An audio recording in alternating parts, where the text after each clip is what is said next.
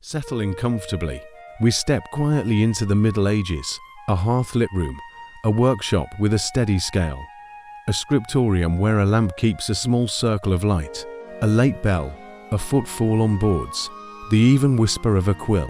No haste, the town rests, yet work continues. Bread finished in the oven, water learns patience on the steps of a cistern, key rings shine with tallow to spare the ropes. We will move side by side, yard, street, cloister, season by season. If sleep arrives, let it, the story will go on gently. This is a tale of how quiet habit keeps a world together. The first part.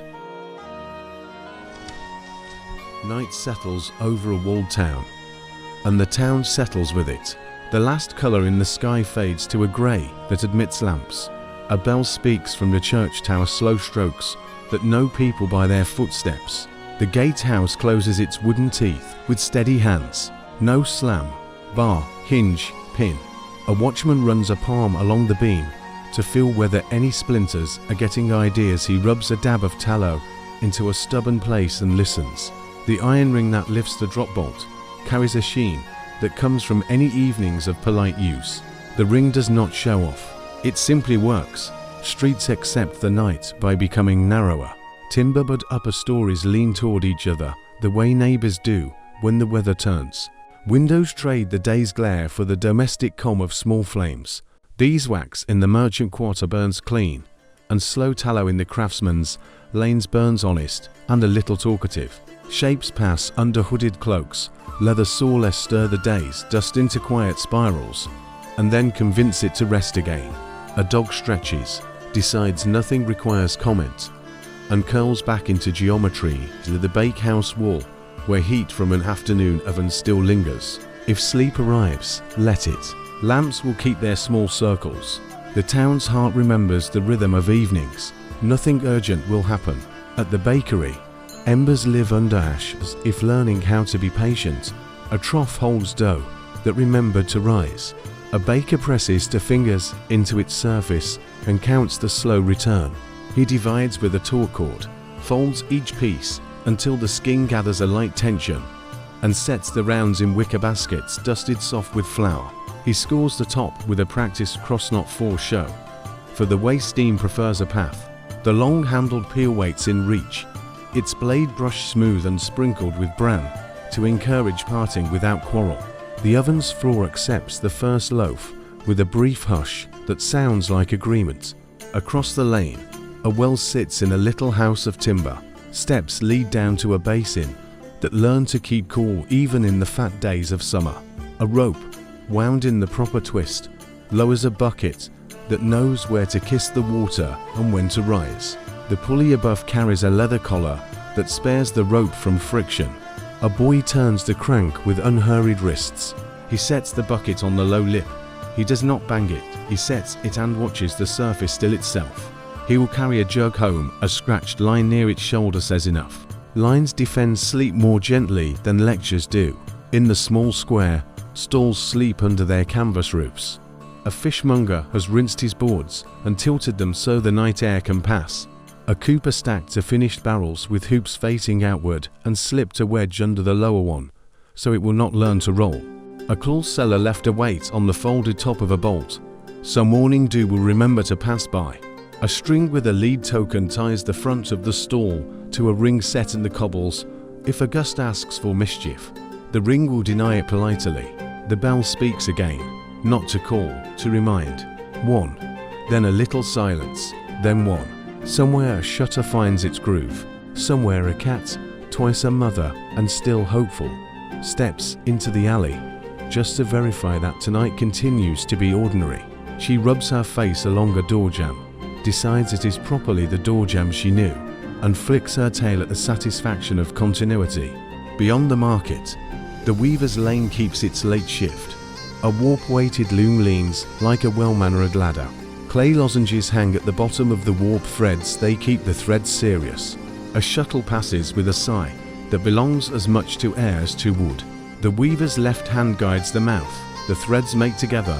The right hand sends the shuttle, a bone comb settles the weft with taps. You can count, if counting comforts you.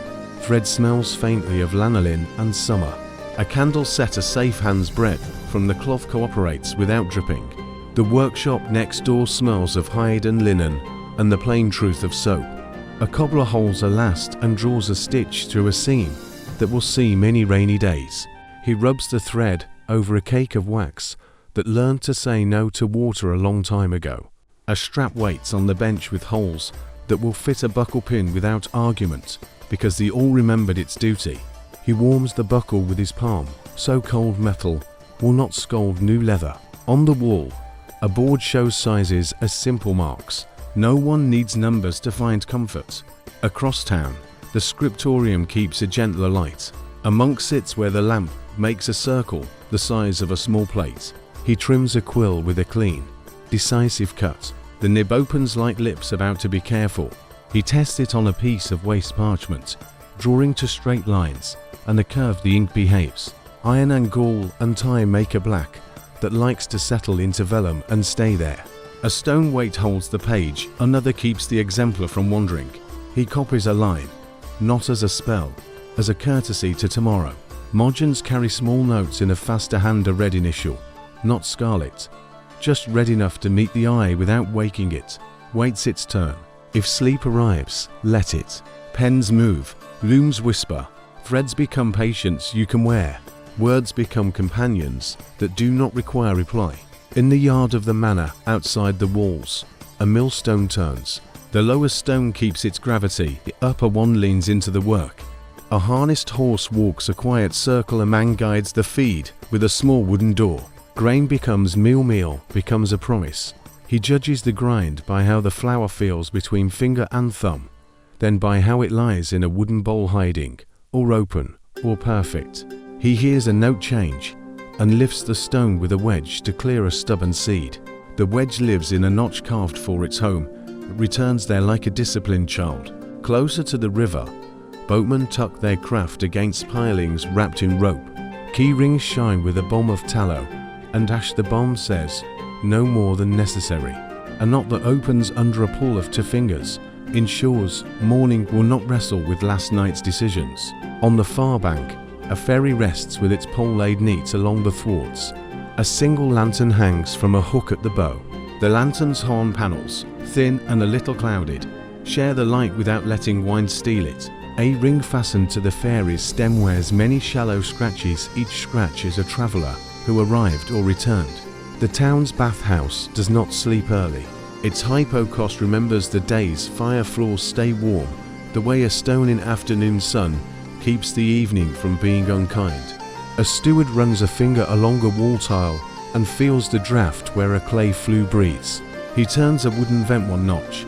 Water in the warm pool tells the body things it had forgotten it knew. A strigil rests on a folded cloth, curved like a promise. A boy dips a small jar into a larger jar to refill the oil without spilling. He moves as if the air matters. The curfew bell its name once meant cover the hearth speaks later. 1 long note that holds the town's attention and then releases it. In kitchens, hands lower trivets, pull pots aside, and lay lids so embers will not grow bold. A hook catches a ring on a chimney shutter, the shutter slides a finger span. A woman checks the door's bar. The bar sits in its cradle with a habit of staying. She draws the cloth over the bread she set earlier to cool. The cloth remembers the pattern from other evenings. It performs it again, content. In the infirmary near the church, herbs hang in a cool, dry air. Linen strips lie in a lead-glazed basin that no one will use for milk. This basin has its life, and it keeps it. A mortar with a hairline crack still pounds well enough when the pestle knows where not to strike.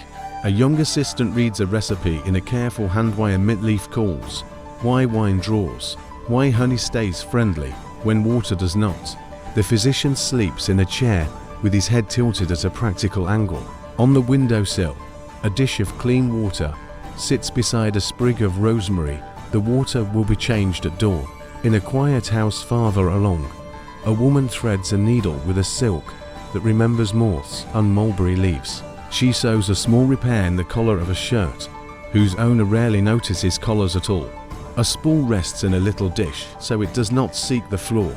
She keeps a beeswax lump in a cloth. It makes thread behave. The light from a small lamp shows the texture of the linen not as a challenge, as a map. When she knots the end, she leaves a tail that will not scratch the neck to irritation. She learned that kindness from a winter, when everyone's patience wore thin, and the thread made it better instead of worse. The night watch does its rounds with eyes that prefer edges to centers. They touch the gate, check the lock at the armory door, lift the latch at the granary, and set it back properly. A speckled dog joins and leaves without seeking wages. The captain's staff caps a metal shod end with cloth, so Stone will not learn the sound of tapping. He glances up at the tower. The bell is good. The weathercock believes the breeze. He pats a pocket to feel the key he must return at dawn. Keys like the ritual of being counted. If sleep arrives, let it. Gates are barred, hearths covered, lamps trimmed, tools quieted. The town holds itself kindly. Near the marshy edge outside the walls, a charcoal maker stacks wood into a mound the shape of a tired hill. Turf and damp earth cover the stack. Smouldering will make wood into fuel the smiths prefer. He tends the vents, opens one, closes another, and watches the thin smoke for the right color and thickness. He knows blue-gray means patience and brown means attention. He will sleep in a lean-to with one ear listening. His fire is not a spectacle, it is a slow conversation. In the smithy, the anvil sleeps, but the tools do not tangle. Tongs hang by jaw shape, hammers by face. The quench tub carries a thin skin of ash that keeps the water from getting ideas overnight. A bar of iron, half shaped into something with a future, sits with a piece of chalk mark to strokes and a little triangle. The mark tells morning what evening decided. A broom leans with its bristles off the ground to keep their dignity. A latch holds the door in a position the night air likes. At the edge of town, the monastery's cloister holds warmth in its stone bones. A fountain in the garden talks to itself. Beds of sage, rue, lavender, and a proud stand of woad share a geometry that allows feet to know where not to wander even in moonlight. A lay brother covers seedlings with a cloth and pegs the corners down with little sticks he whittled for the purpose. He stands back and listens. Gardens say quiet things if you make a habit of letting them. In the tower, the bell rope hangs in a well where stone keeps its cool. The rope splice is neat, the whipping at the end shows care. When the clock built from gears that learned courtesy by rubbing against one another 4 years nudges the hammer, the bell speaks. Not an order, a reminder. A woman stirs, checks her child's blanket, and smiles to discover that dawn has crept closer. While she wasn't watching, she does not count the strokes. She counts the breaths between them. The night archivist makes his little round, the one he always makes when a new town meets him. He walks with a small board under his arm, and a nail for writing when ink would take too long. He notes, gate bar smooth, drop bolt ring dressed, bakehouse bill clean, score true, cloth over bread well rope twisted right, pulley collared market stalls tied, wedge under barrel room weights even, shuttle behaved cobbler waxed thread scribe quill trimmed, ink soft mill wedge home fairy horn panelled lantern bath, hypocaust breathing curfew hearths, covered infirmary basin, set apart seamtail left kind watch key counted charcoal vents, kept smithy tools, hung by shaped garden seedlings, pegged bell rope whipping neat. He draws a ring, a cord, a weight, a lamp for little signs he uses everywhere to mean that habits are holding. He does not stay to be thanked. He prefers to leave the town to its own. He closes his board, touches the gate once more, and lets the night continue its work. Pocket pictures to carry into rest. The door bar sliding into its cradle, a baker's 2-finger test on dough that knows how to rise the backward trickle of water from a bucket lip, finding a jug's line, a stall's lead token hanging. From a ring set in cobble, a weaver's bone comb, tapping a weft into something your shoulders will trust, a monk's quill testing a curve, a miller's wedge in its notch, a fairy's horn lamp guarding a small flame, a steward's vent turned one, notch a cloth laid over bread, a mortar that still works if you aim your blows, where the crack is not a thread knotted with a tail of grace, a key counted back to its hook, a charcoal mound, breathing thin smoke, a broom kept off the floor to save its bristles, a garden peg holding a cloth, just so, a bell that measures breaths more than minutes, If you drift now, the town will go on exactly as it should. Soft light, good order, water where it belongs, heat made kind, fuel persuaded to be useful, iron waiting without restlessness, bread becoming tomorrow's morning. Habit will keep the world together until you join it again. The second part. Dawn does not so much arrive as loosen the knots of night. The eastern cloud learns a faint honey, and the town answers by taking a breath. A bell measures that breath with a soft hand. First one low tone from the tower over the nave, then a smaller bell in the crossing replies. Then the convent's rope finds its rhythm. Doors in lanes become ideas before they become shapes. Shutters slide with the confidence of things that have done this every morning since anyone cared to count. The bakehouse wakes first because bread believes in beginnings. The baker lifts the oven's iron mouth and reads the ash like an old letter. He drags the rake once and listens to the whisper change. The floor likes its heat low and honest. Rounds that rested in wicker take the peel in pairs. Cross-scored to let steam choose an exit that does not turn into a complaint. On the side bench, small loaves wait for those whose scruples or coins prefer less. The baker keeps a bowl of water to wet his palm when flour thinks about flying, and a jar of poppy seeds for the one customer who insists that mornings remember a little decoration. The jar's lid shows a notch. Where it likes to stop, he respects that notch. The smell moving down the lane convinces cats and memory to sit quietly and be grateful. Across the square, the pump in front of the Guildhall offers the day its first discipline. A handle hinged with a leather washer lifts and falls. Water meets the nose with the clean that wakes without startle. A woman draws to buckets and sets lids on them before the walk home. Lids on buckets make less news. She passes a boy carrying a tall jug with a scratched line near the shoulder. The line tells him that 2 trips are better than 1 spill. The boy's mother has learned not to argue with physics before breakfast. Market canvas loosens its ropes. Poles tilt. Then rise knots that opened politely last night close politely this morning. A stall's edge rope ties to a ring set in the cobbles. The ring remembered tallow the day before and continues to be kind. Fish arrive from the river in a cart whose bed keeps a slope so water knows to leave. Boards washed at sunset did not reinvent stickiness overnight. The fishmonger lays green rushes and crushed mint along the plank. Mint does not erase yesterday. It persuades the nose to agree with today. He keeps a measure ladle for shellfish, a short-to-handled one that sits in the bowl like it belongs. The cheese woman unwraps her wheels from cloth and turns the faces upward that will sell best today. She runs a wet palm over a rind to teach it the right gloss.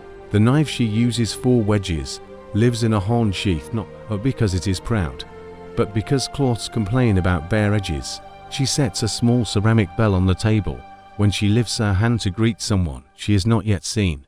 She touches the bell so it remembers courage. It does not ring.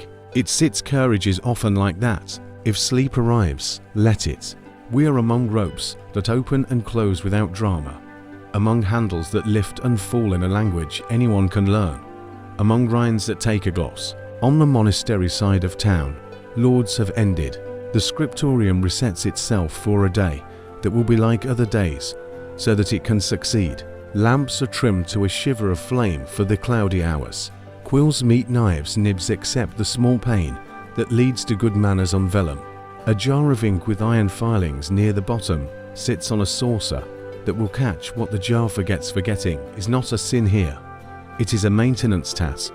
A novice warms his fingers over a cup, not to be coddled, to be accurate. He sets weights on an exemplar to keep it from drifting into the border's temptation. His master leans a straight edge across the page and scores faint lines with a stylus music that only the next sentence will ever hear. In the infirmary garden, the herb beds look like someone taught geometry to patients. Dew persists where feet do not. A lay sister walks the edges and knocks her knuckle lightly against clay pots to hear which ones want water. She carries a dipper that never lies. Time already smells like itself. Rosemary says wait. She clips a sprig of rue to dry indoors, where air does not tell jokes. In a stone basin, a length of linen soaks in a weak lye made yesterday. From ash, the cloth will be rinsed 3 times with quiet water and wound on a stick to make it forget its old habits. She hums, not a song, a line that is mostly air. Back in the streets, the cooper rolls a new barrel to the wine merchant's door with both palms flat and elbows low. The hoops have been tapped until they became sure of themselves. They will not travel south in a gust. He turns the barrel to lay it with the bung at the upward cheek and slides a wedge under the lower rim to invent stability. The bung's plug shows a smear of tallow, so it will accept a revisit without converting it into a campaign. In the workshop behind him, a shaving bench holds curls of wood that tried to be spirals and then yielded to tidy heaps because a broom told them how. At the Guildhall, a scale waits on a table like a civilized judge. Platter, tongue, fulcrum. Standard weights sit in a box with little ears that like to be pinched. An officer sets the £1 on the left pan and lets the tongue return to center. He breathes as if his ribs learned this action in childhood. When a butcher arrives with cuts for inspection, the officer wipes the pan with a cloth moistened with vinegar. The cloth lives in a jar to keep vinegar from believing and runs the household. The weights tap the pan in a rhythm that could be mistaken for music if you were allowed to be frivolous here. You aren't. And that is why people come back. In a kitchen down a narrow passage, porridge finds its way 2 bowls. A woman holds the ladle high enough to let the stream cool a little on the way down. She understands how a day prefers to be received. She splits a heel of yesterday's bread and lays it across a bowl to soften, then sets a small spoonful of honey in the center because someone earned it. The spoon with its own tally notch returns to the jar. The notch persuades hands to keep the day fair. When a child asks how much longer until the fair comes to town, she says the words that measure months with markets. After 3 more fat cheeses go to the Guildhall. After 2 more sacks of barley. After 1 linen sheet finished at the frame.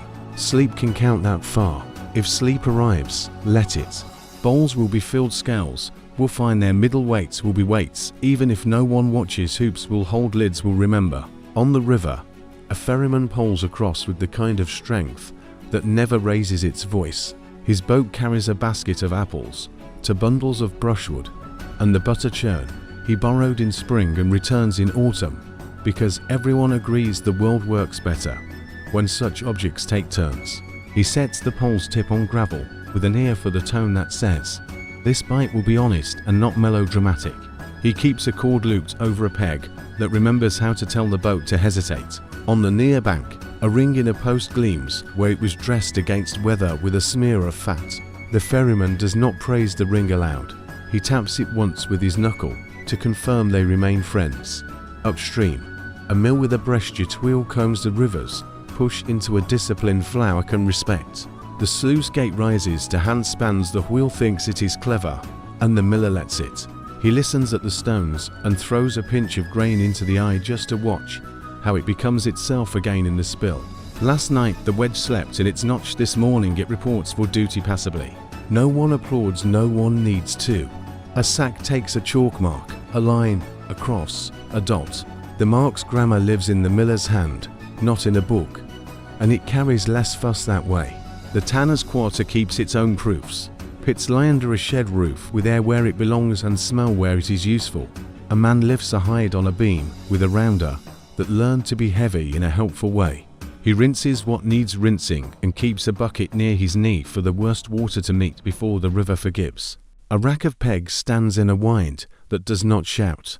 Between 2 posts are rope holes, cloths that have nothing to do with tanning. A woman washed them a street away and knows that wind is a commonwealth. In the small courts by the school, children practice letters that once lived in stone and now live on slates that wipe clean. A slate's frame has a groove for the stylus to rest in, so desks need not look for it in pockets, and Dustan knows. The master draws 3 straight lines and a curve. As masters do, one boy mimics with his tongue just visible, which is a human habit older than alphabets. In the corner, a sand glass counts an hour on the sideboard, where important objects go to learn perspective. A child turns it too soon, the master turns it back without ceremony. We will arrive at noon, not by negotiation. Behind the Guildhall, the measures room carries shapes that teach. A bushel barrel with iron hoops and a branded rim. A dry pint of wood banded in brass. a yardstick that discovered it likes to be 3 barleycorns, long times 36, and has not reconsidered in decades. The door carries a painted hand showing the palm, fingers together halt, which everyone has understood since hands got invented. People bring their own ideas about pint and yard, and the officer politely introduces them to reality. He keeps a book, but he uses his eyes more. At the outskirts, the watch at the town gate relieves itself the way men who like each other do it, without speeches, with the little exchange of a jest that knows itself not to be funny but serviceable. The new guard checks the hinges and bars, runs a hand along the lower rail, and finds the scratch where a splinter used to be before the carpenter earned a loaf and a thanks last week. He nods to the carpenter's memory and then does his job, which involves standing, eyes, ears, and the art of imagining nothing for 30 heartbeats at a time. A wagon arrives, wheels pause in the rut where the gate prefers them to pause. The guard leans, peers, touches a seal of clay pressed on a cord. The seal shows a curve and 2 dimples. The cord agrees with the seal. The wagon rolls. If sleep arrives, let it. Gates open and close measure buoys, make curves, until they become letters. The mill's wheel accepts to handspans of water. The fairy returns the churn as if that were the same as prayer. Near noon, the bell strikes a note that asks for a pause and gets one. Shops pull shutters to the angle that admits breeze and refuses opportunity. A woman sets a jug on a bench in the shade where its clay can remember coolness. She lays a damp cloth over its shoulder. The cloth remembers a river and offers that memory to anyone who asks. A man takes a nap with his hat over his face, not because the hat helps, but because the hat has always been part of this ritual. He is right, the nap is better with the hat. In the cloister, the readers change. One passage finished, a ribbon moved, a page turned. The corners of pages show a darkening where oil met vellum and time looked politely away. A scribe in the margin draws a tiny hand with a pointing finger and manicure to say, "Here is a sentence that turned a corner." He does not draw the face. Faces rouse people from sleep, hands guide them gently. He mixes red from ground ochre, not too much, and breathes on the nib the way a glazier breathes on glass to keep it from sulking. Down at the quay, barges rearrange their ideas for the afternoon. A man lifts a hook attached to a scale that hangs from a tripod. A bundle of wool says one waiter clerk nods and writes a line. The line is a promise to someone else to be kind to their counting. A sail that bathed in the river all morning to forget a stain is hauled up and wrung by 4 hands. Not because 4 hands ring better than 2, but because the laughing that joins those 4 makes the day feel like it has already made peace with itself. The sail hangs with a corner tied to a transom. The knot likes to be tipped before it is pulled. The boy does this without watching his fingers. His fingers have history. At the end of a side lane, the glazier's table holds squares of hon flattened to transparency by boiling impatience. He trims edges, slides each sheet into a wooden frame, and rests the frame in a rack where 10 can dry like small captured moons. Glass will come back to this town often enough, but horn windows will keep their place. They turn day into gentleness. He keeps a pot of glue warm in a sand bath. It would rather boil and thereby ruin its manners. He will not let it. When a customer arrives and asks whether a pane will fail in winter, he answers with the sentence he learned from experience. Panes fail when walls forget to be walls. The customer nods and buys too. In the fields beyond the gate, gleaners walk with baskets and quiet. They do not ask the stubble for more than it will give. The crows step aside and step back. They know the rules.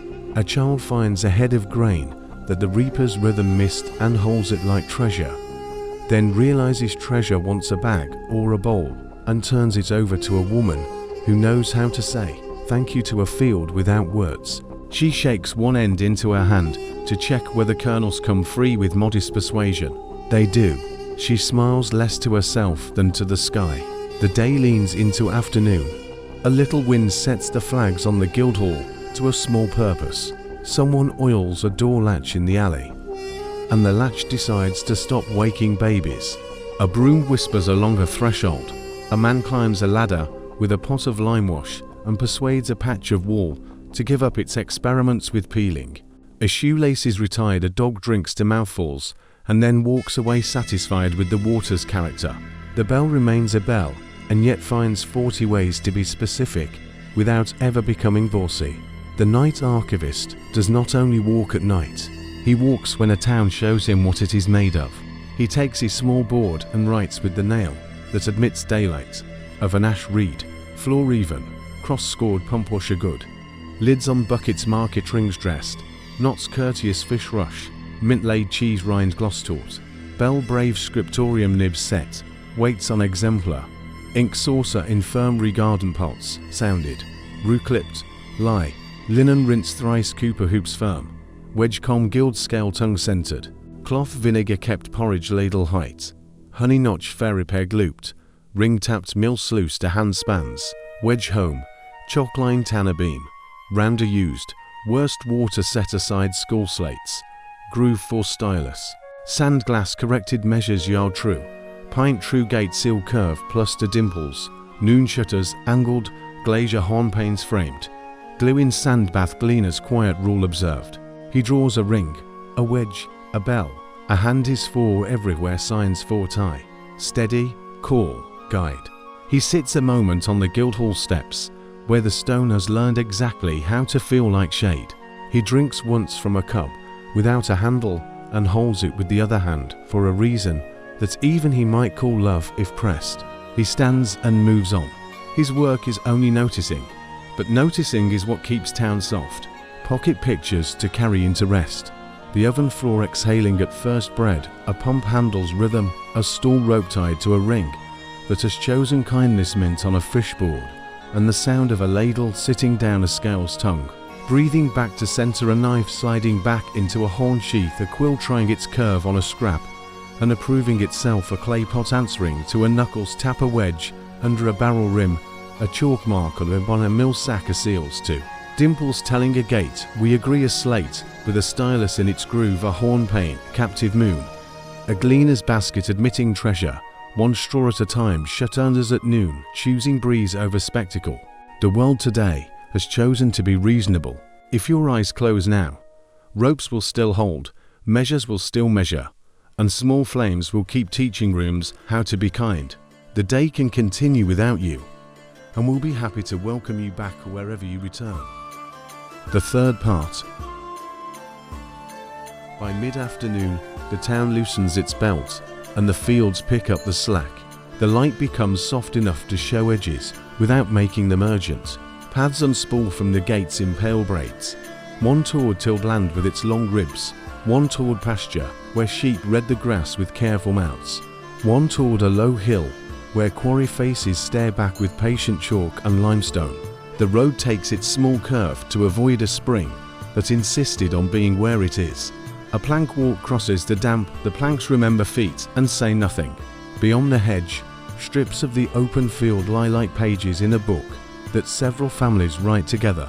Ridge and furrow hold winter's memory. Under summer's green the ridge sheds water, the furrow keeps it, and between them both the seed does its arithmetic. A plough team moves as a sentence does when it knows where it is going. To oxen lean into the strap, the plough's iron share considers the soil and then chooses to part it. The ploughman holds the stilts with a touch that is more apology than command. He listens for a stone, for a root, for a note that means lift me now by the beam and set me back gently. A boy walks with a goad that is more suggestion than persuasion. The furrow stands clean, and the lark decides to go on singing because nothing here requires interruption. At the field edge, a gate hinges on a wooden gudgeon greased with tallow. A pin drops into its hole and stays. No one argues with a pin. A woman pauses with a basket to see whether the pin wants a wipe. It does not. She passes a marker stone with a notch cut into its top. The notch points to the strip that belongs to our family this year. The field's order turns like a clock, and the notch saves breath by remembering. In her basket a hand, Ho rests beside a bundle of line for tying beans and a folded cloth that keeps berries from discovering the world too quickly. Along a ditch, hedge layers move with the easy seriousness of people who spend their lives improving boundaries without making enemies. They cut a young trunk partway through, bend it, and lay it along the line, weaving stakes between, persuading the hedge to become a low wall with kindness in it. Thorns and living wood learn to hold cattle on the right side and wind on the other. The work looks slow and is fast if measured in winters. A finch watches from a branch and agrees not to complain. On a strip left fallow for the year. Geese practice their loud grammar and occasionally get results. They pull at weeds that would have pulled at the wheat. A child set to mind them sits on a folded cloak and plucks grass in a way that suggests she is interviewing it for a job. When a goose reaches toward a boundary it should not cross, she stands, points the staff with its cloth streamer, and the goose reconsiders its day. Her task looks small in the afternoon sun. It is not small. It is the kind that holds everything else together. At the pasture's brook, a flock stands where the water slows enough to think. Sheep step onto flat stones, set just proud of the flow so hooves keep their arguments to a minimum. The shepherd checks a footfall rot, trims a nail with a small knife that learned its curve from hooves. He notes a ewe's ear notch and remembers which family paid for it with the spring's wool. He does not need to look at the tally string tied to his belt, but he looks to be sure of the habit. The string keeps knots at intervals a hand can count. He pulls to between finger and thumb and nods. The dog lies nearby practicing being available without comment. A dyer's yard at the edge of town breathes a quiet chemistry. Vats sunk to their shoulders keep their secrets. Woad leaves, dried and boiled months ago, taught the water and urine to make a yellow-green liquor that pretends to be an interesting until air reveals blue. A man lifts a skein on a stick, squeezes without twisting, lets it drip back into the vat, then walks it to a beam where it hangs tasting oxygen. The color blooms in slow surprise. He smiles the way people smile when their work behaves. Next to the woad vat a smaller vessel keeps madder root learning how red prefers to be. Stained planks underfoot record years of experiments. A bucket of ash water stands ready to nurse a sulking dieback toward dignity. Across the lane, the fullers beat wet cloth with wooden hammers until the cloth learns to be dense. Fuller's earth clings to grease and then lets go when coaxed. Tenter frames hold cloth with little hooks, stretching it square as temper. The yard smells of wet wool and clean stone. Two apprentices carry a board with a bolt of cloth like a sleeping child. They are learning that strength can be quiet.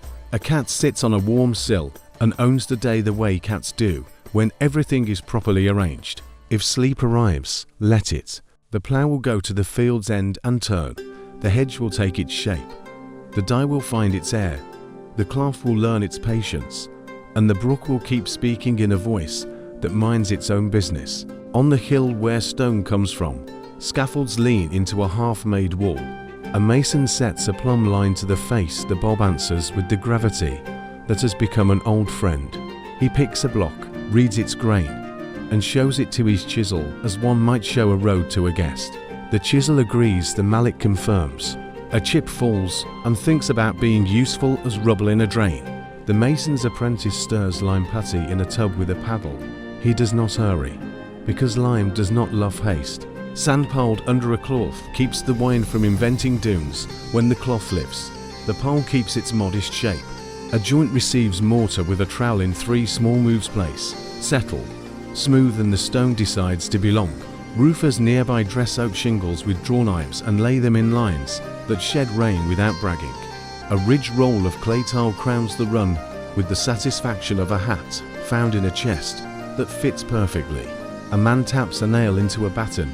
His hammer face is polished where it met iron too often, and the tap makes a note like a spoon on a jar. He listens for a slight difference that would say the batten has found a knot. No difference comes, and the work continues. Gutter boards, lined with lead beaten thin as good pastry, wait for their hooks. A boy oils the hooks with tallow and ash, so winter will not seize them, and write its own plan in ice. At the rope walk beneath the town wall, fibers stretch in a long aisle of air.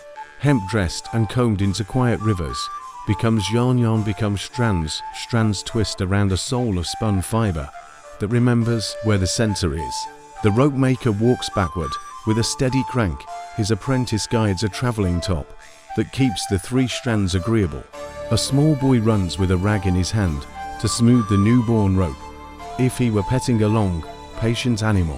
When the rope reaches the length the ferryman asked for, the master sets it off, tests a splice with a knee into hands, and cuts with a knife oiled enough to consider the future. In a low shop near the bridge, a bell founder tends a pit where a mole sleeps. The core is built, the wax model was sculpted, and inscribed only with things molds can read, lines and flowing curves with meanings left to those who hear.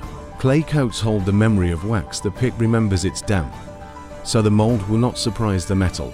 A small fire keeps the bronze kettle convinced that melting will be civilized when the day comes. For now, the founder rubs charcoal into the inside of the mold and tests a vent with a feather. If the feather stirs, the vent is honest. A scrap bell on the bench, cracked beyond repair, has been broken into friendly shapes. It will not be wasted. If sleep arrives, let it. Lime will keep breathing in its tub. Ropes will twist toward strength. Shingles will seat themselves. Mold will dry, and stone will accept its place by the plumb line's gentle insistence. Down by the orchard, a press sits square on a slate floor. Apples from last season's keeping met the press when winter leaned hard now. Early pears come in shy. The screw rises from a frame that understands compression. The beam turns by to men walking. Juice murmurs from the cake and learns the channel to the waiting tub. Slats and cloths layered like a list you could recite in your sleep. A woman lifts a cup, tastes for sour, nods, and wipes the lip with a cloth that serves nothing else. She takes a measure and sets it aside with a sign agreed upon. A twig laid across, not a stone. Later, smoke will trickle from the house, where the liquid becomes something that remembers summer when deep January forgets. At the dovecote, a ring of little doors makes a pattern in plaster. The keeper opens the big door at the base and steps into a cylinder of coal that smells of feathers and straw. Holes in the wall accept nest bowls, ledges laced with lime wash offer neatness where birds prefer to be careless. He checks a bowl, removes what must be removed, which is less than you think, and steps out with a small basket that will become supper for someone who does not wish to chew too much tonight. In the yard, a boy turns a spit slowly, because slowly is what keeps fat from making drama. Along a lane, biskeps sit on boards with thatch hats to spare them rain. Bees commute at a distance that respects faces. A keeper lifts a skep only a finger's breadth and listens. A healthy hum has a center, the way a well-run workshop does. He sets the skep down and sits, considering whether to harvest a comb from the spare box where bees tolerated his plan by mistake. He decides not to ask for too much from a good day. The tinker comes through with a tray of metal shapes that have met fire and hammer enough times to be useful. He offers rivets, a ladle mended, a small kettle, 2 pins for hinges, and a grin that is mostly service. He sets a stool where people can find him without obligation. A woman brings a pot with a crack like a river on a map. He tests the edge with his finger, nods, and sets the pot in a bed of damp sand to keep heat from deciding to travel where it shouldn't. When he solders a patch, he hums the tuneless hum that work likes to hear. In the wash meadows beyond the river bend, hay stands in small stacks like fat tents. The flood comes here in winter and draws back in spring. Summer gives grasses apology. Men and women turn the hay with forks, so air can teach it the last lesson before the stack swallows it. A child brings a jug of water with a cloth over the mouth and a string around the neck to keep the cloth from believing the wine's suggestions. She sets the jug in the slight shade of the stack, not in the sun, not in the damp, exactly where water remembers how to be kind. If sleep arrives, let it. Presses and dovecotes, skeps and hay, tinkers and ropes do not mind your eyes closing. They prefer efficiency, and rest is part of that. As the day bends toward late, the quarry sends down a cart with blocks tied by chains that have learned to complain if mistreated. The carter pauses at the hill foot and checks the wedge under the rear wheel. He does not trust the world to be flat, and the world likes him for it. He sets a second wedge for friendship and nods. In town, the mason will face the blocks and teach them the building's language at the gate. The guard will lift the seal and nod to curves and dimples in the yard The hoist will drink oil before working. The system cares for its joints as if joints were ideas. At the river mouth, nets hung at noon coming with evening, to men take the cork float line, and pull like people who decided to agree before they began. The lead line catenary crawls onto the shingle with stones clacking the way good whirring beads might. Fish show silver in the last low light hands choose and throw back what the law of the river demands be thrown back. A woman with a willow creel makes notes with her fingers. 2, 3, 6. She will remember. She writes nothing, her hands keep books the way rivers keep their banks. The night archivist comes into the fields with dust on his shoes and a contented expression that he would deny if accused. He likes afternoons for the way they show a town's relationship to its edges.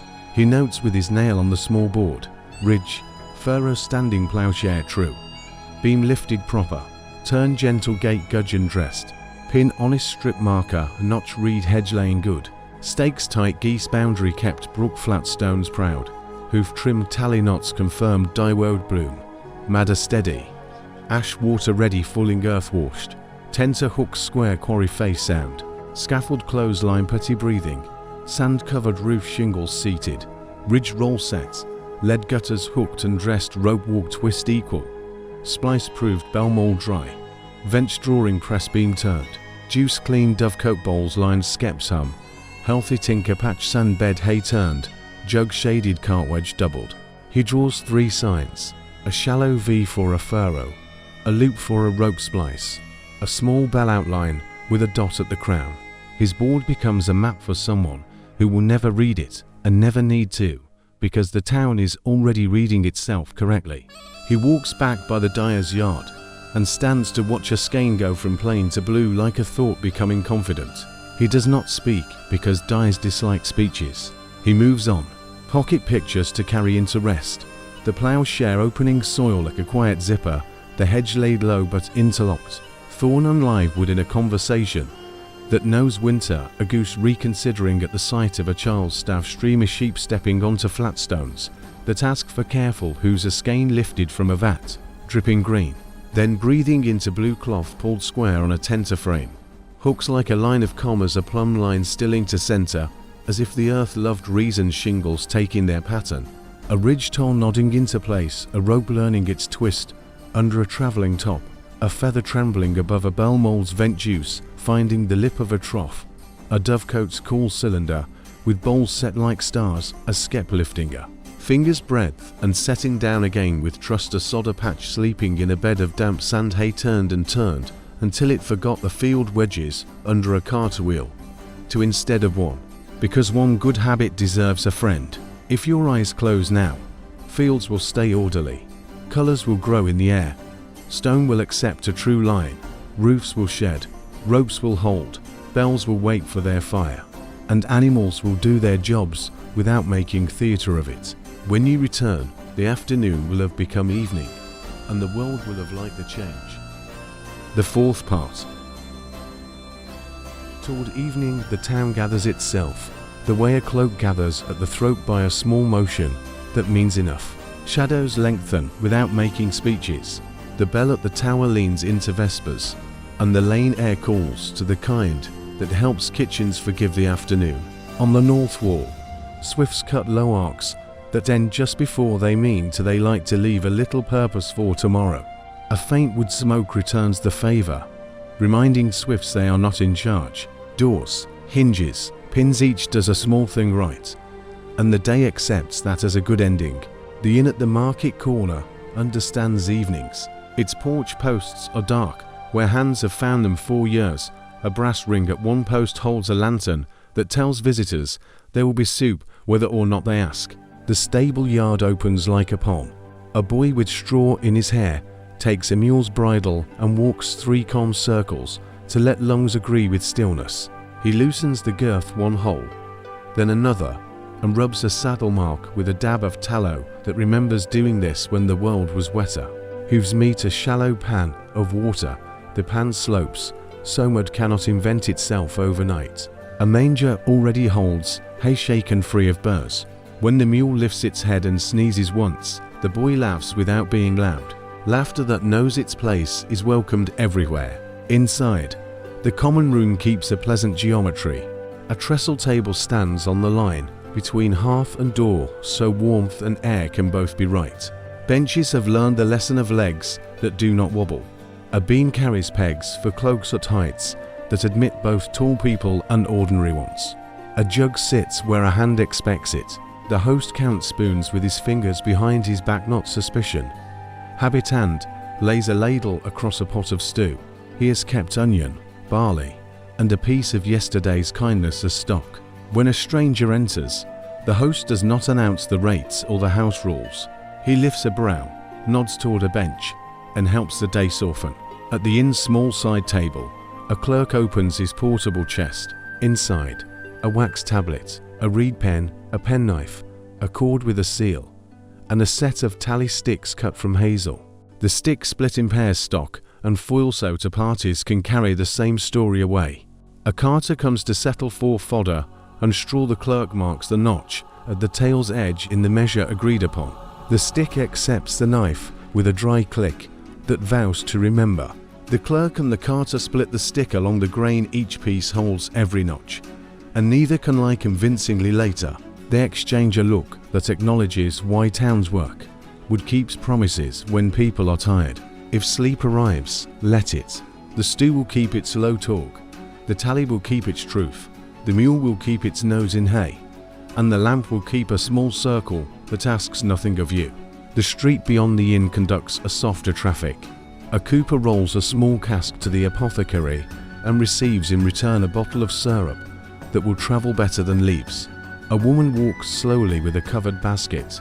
Inside, a shirt with a new collar, the old one having learned too much about friction.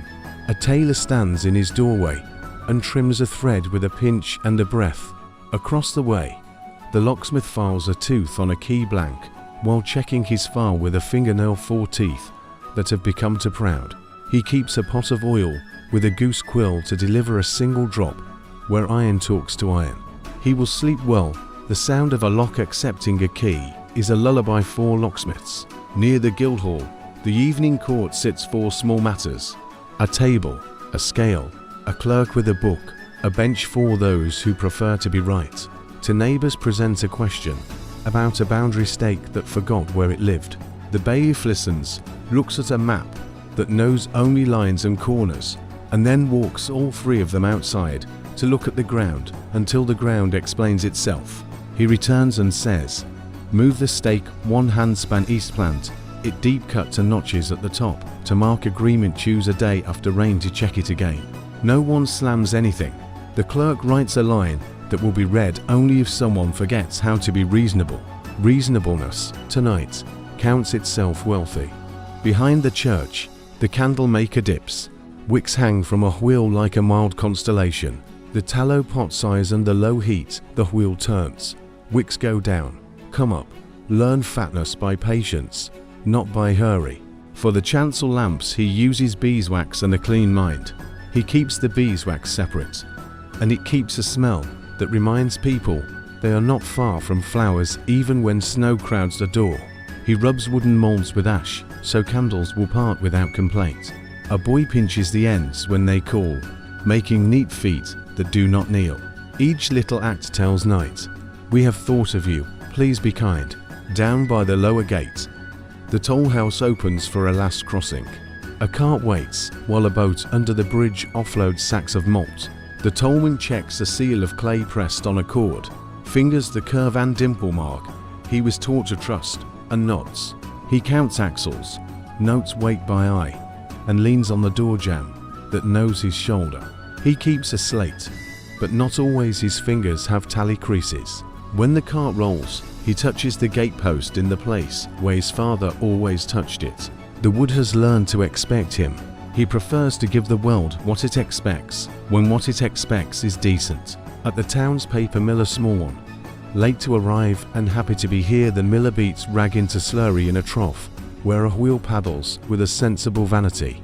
Rags that spent their first life as shirts and aprons learn to be sheets that will spend their second as letters and ledgers. A vat waits with a frame and decal. A man dips, lifts, shakes just so, and water concedes its excess through a felt patient wall. He couches the sheet, stacks, presses, and opens the press again in a rhythm that makes ears nod. The floor is thick with the decision to be careful. The foreman holds a sheet to the light and smiles at the evenness.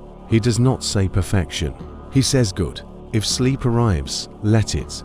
The wax will cool the paper, will set the toll, will be counted in peace.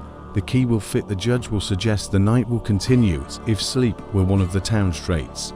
Behind the monastery, the bindery smells of glue, wood, and the soft confidence of linen thread. Boards of beech wait with grooves where cords will sit. A binder sews gatherings onto cords with a needle that knows how to find holes opened an hour ago. He rubs the spine with paste and works it with a bone folder until it agrees to be a spine.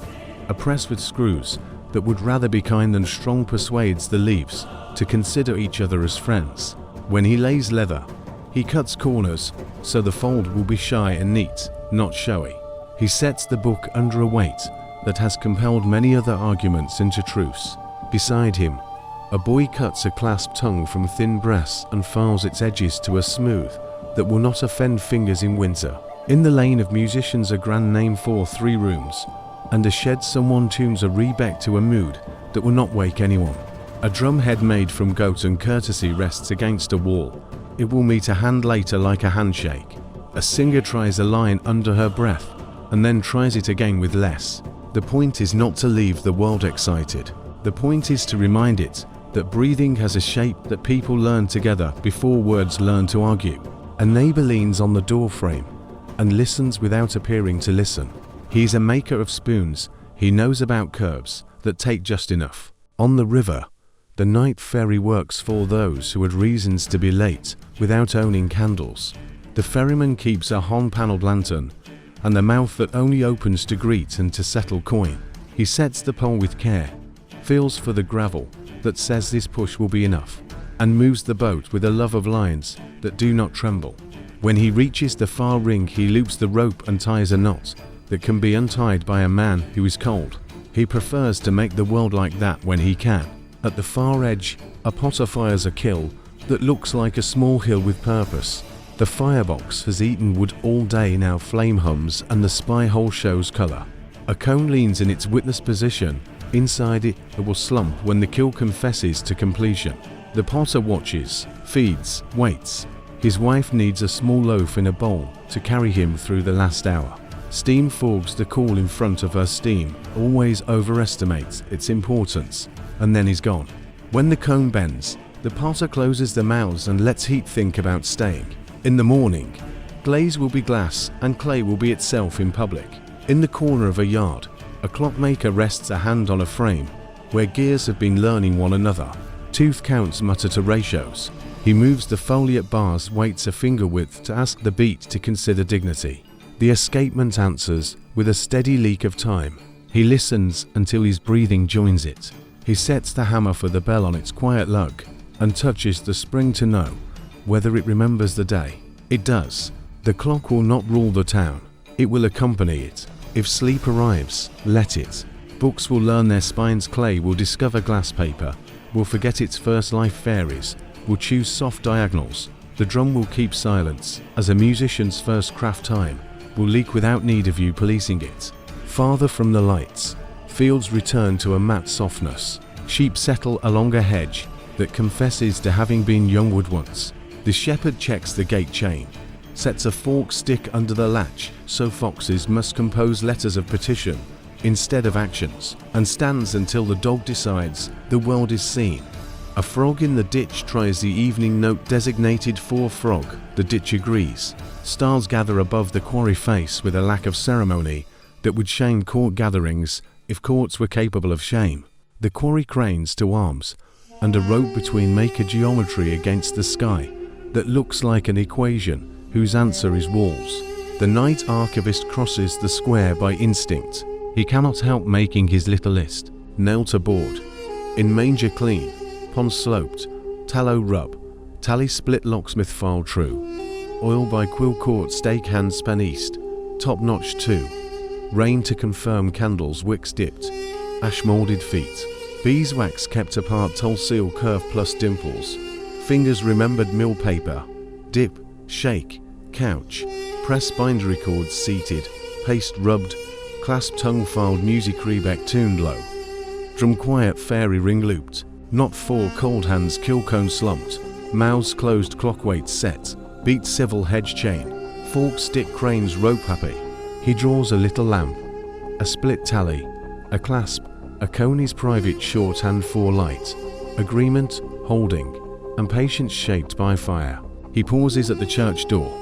A caretaker lays a cloth on the altar rail, smooths it from center to edges, because edges like to be consulted last.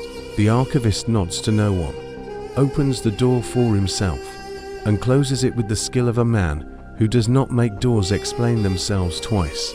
Pocket pitchers to carry into rest. The inn's brass ring with a lamp that does not boast a mule's girth loosed one hole at a time, a tally stick with twin memory. Split along the grain, a locksmith's quill delivering one exact drop, a boundary stake moved the width of a hand. A knot of a quarrel candle feet pinched neat, a tollman's finger reading clay as sheet lifted from a felt and finding air. Fair a spine persuaded under a bone folder, a drum waiting to be kind, a fairy's rope looped, to welcome cold fingers, a comb bending in a kin's glow, a foliate bar weights nudged to dignity, a forked stick under a latch crane sketched, against a sky with the math of walls in them. When your eyes lower, the room and the road and the river will continue working with the same commitment to small sufficiencies.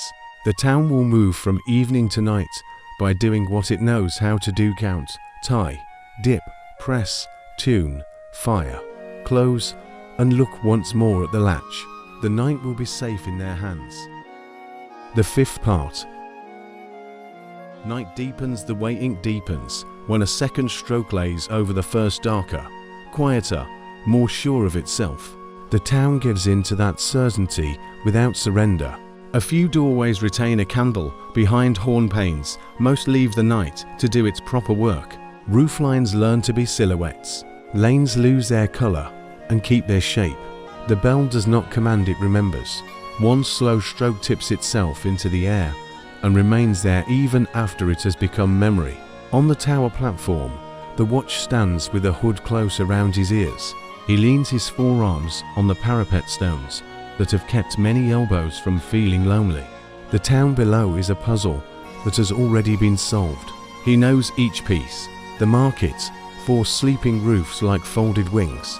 The Guildhall, a square shadow that says fairness without boasting. The quay, a thin silver where the river tries to remember the moon. He counts chimneys, not because he expects smoke, but because counting at night is a way of agreeing with time. On the corner of the platform, a small bucket with a lid and a hook waits beside a coil of rope. He checks both as a habit. Water is a neighbour to fire, not because it wishes to be, but because neighbourhoods are not chosen. Beneath the tower, the lane that runs to the lower gate accepts a small procession, not a pageant. 3 people, soft-footed. The night soilmen have already passed their work, belonged to a different hour, and did not need witnesses. These are the sweepers who persuade straw and grit to leave stone without offence. A broom made from birch twigs whispers along the curb. The man who sweeps uses both hands in a rhythm that would suit a cradle. Behind him, a boy carries a wooden scoop and a pail he tips without clatter. He chooses where to leave nothing. The woman who walks with them carries a small lantern at knee height, so light will show depth and not only surface. They speak less than wind, and the wind is not talkative. At the well house, night air condenses on a bucket lip and makes a line like a thought. The pulley with its leather collar sleeps. A new rope, twisted in the afternoon at the rope walk, hangs coiled on a peg, far from splash. The well's mouth wears a stone curb, as smooth as the heel of a friend's hand. A jar sits on its side, with a chipped rim toward the wall, and a whole rim toward those who might need it. The jar understands generosity. A frog collects his opinions in the cool below. He will publish them later. Water makes no speeches. A lane bends toward the small bridge where the river slows to breathe. The bridge's cut waters turn the current gently to each side. They learn this from winter, which is a thorough teacher. Under the arch, the night fairy sleeps, rope looped, pole laid along the thwarts as straight as an explanation. Harm panes on the lantern show a weaker glow than before. Someone has turned the lamp low so fuel will not discover ambition.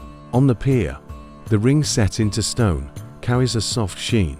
Both fat and ash agreeing to keep weather reasonable. A fish moves near the surface and leaves no circle. Only the idea that circles exist. If sleep arrives, let it. Ropes will remain loops. Water will remain water. And stones will hold the memory of hands without needing any. In the monastery, the choir stalls stand like a forest that learned manners.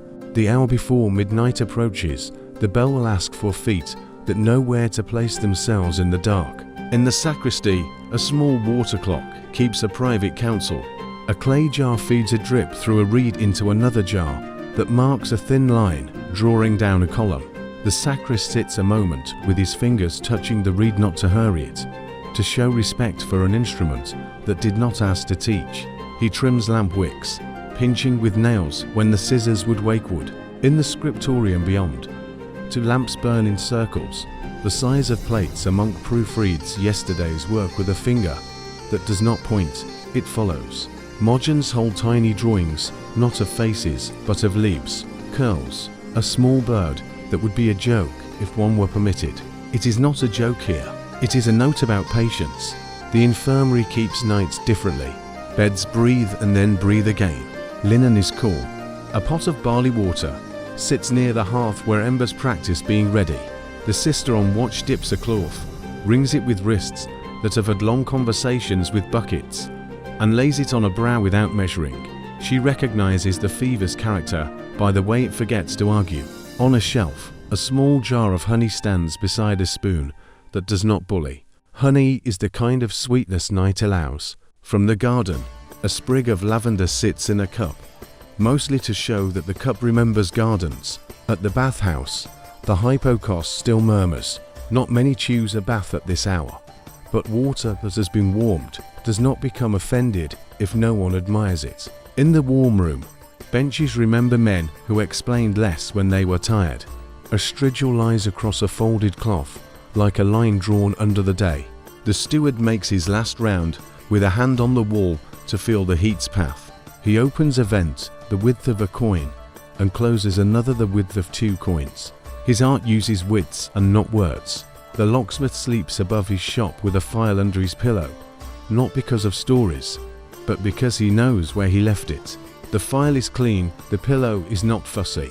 In the alley below, a cat walks the top of a wall and chooses places for its feet with the discipline of someone who understands narrowness.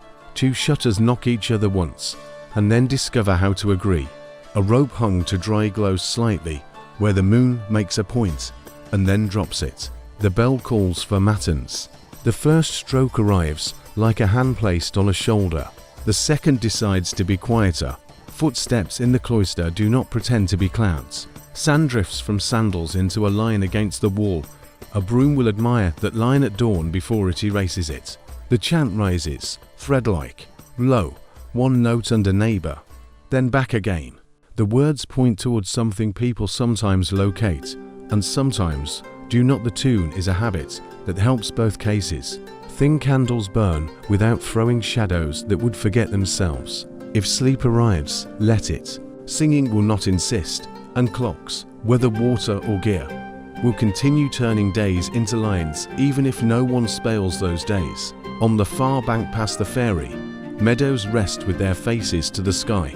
Cows lie in an arrangement that would make sense if you had cow arithmetic. Their breath steams and then decides not to be seen. A fox passes along the hedge at a distance that complements both species. His paws do not dare the lane unless the lane invites them. A pond holds a disk of light and keeps it steady.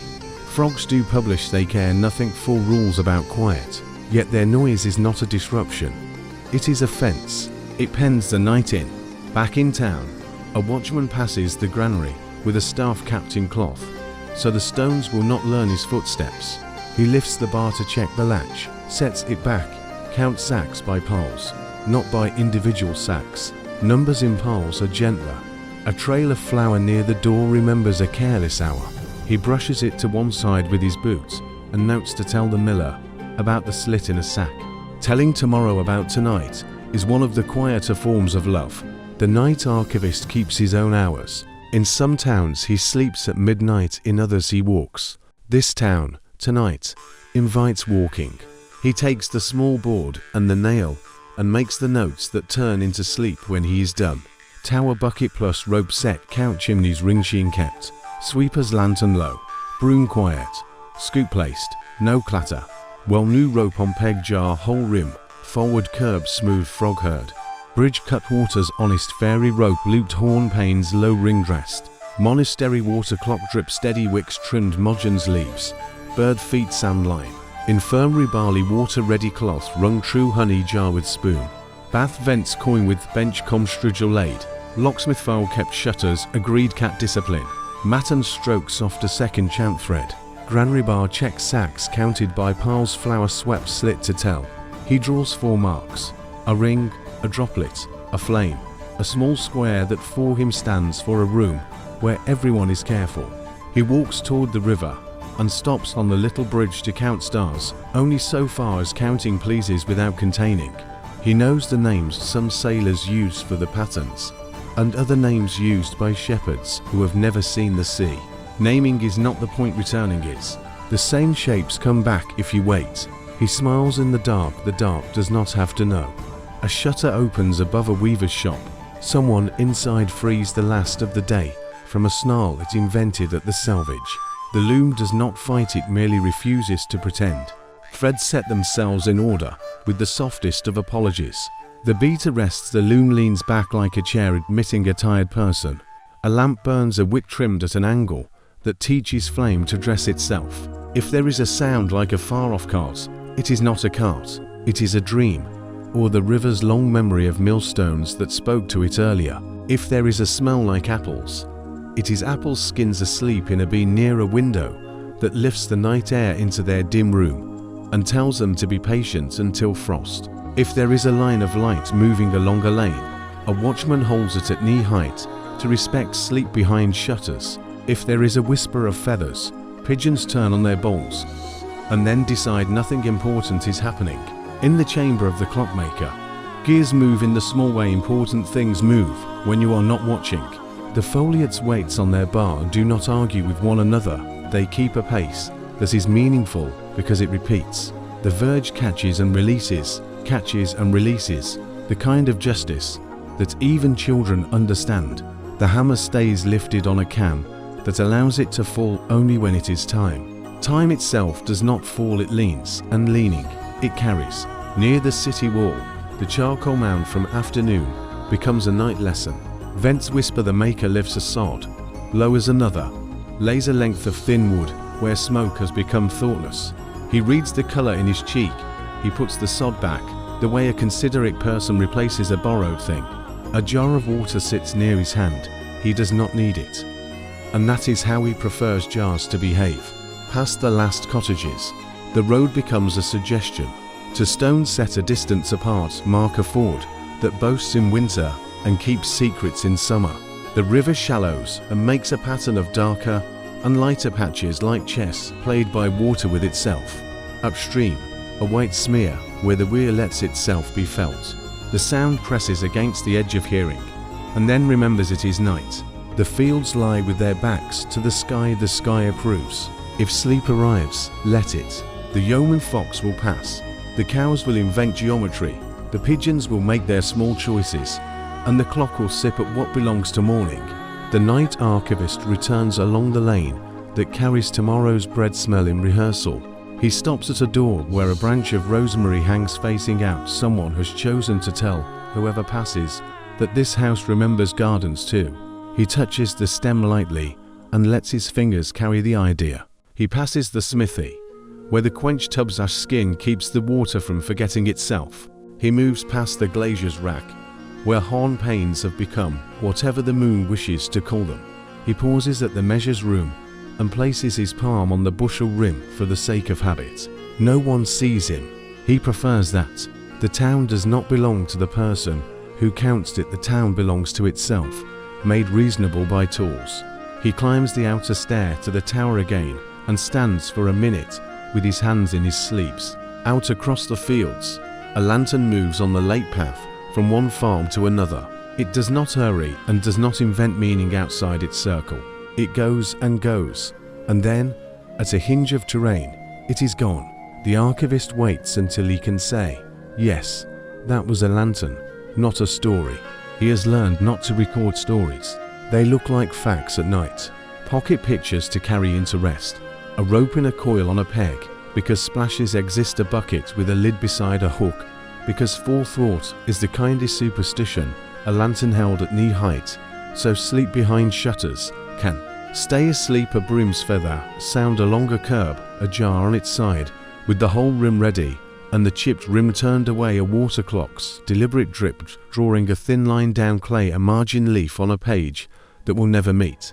A hurry, a cloth laid on a brow, without counting vents, set the width of a coin, a cat measuring a wall with 4 correct decisions, a bar lifted and set down and counted among the things counted, the fairies' horn panes glowing faintly, like shells, cows arranging themselves like a sentence that prefers commas, a charcoal sod lifted and returned, a ford marked by two stones, whose patience outlasts seasons, a lantern walking a hill and ceasing to be seen, than making a point of remaining.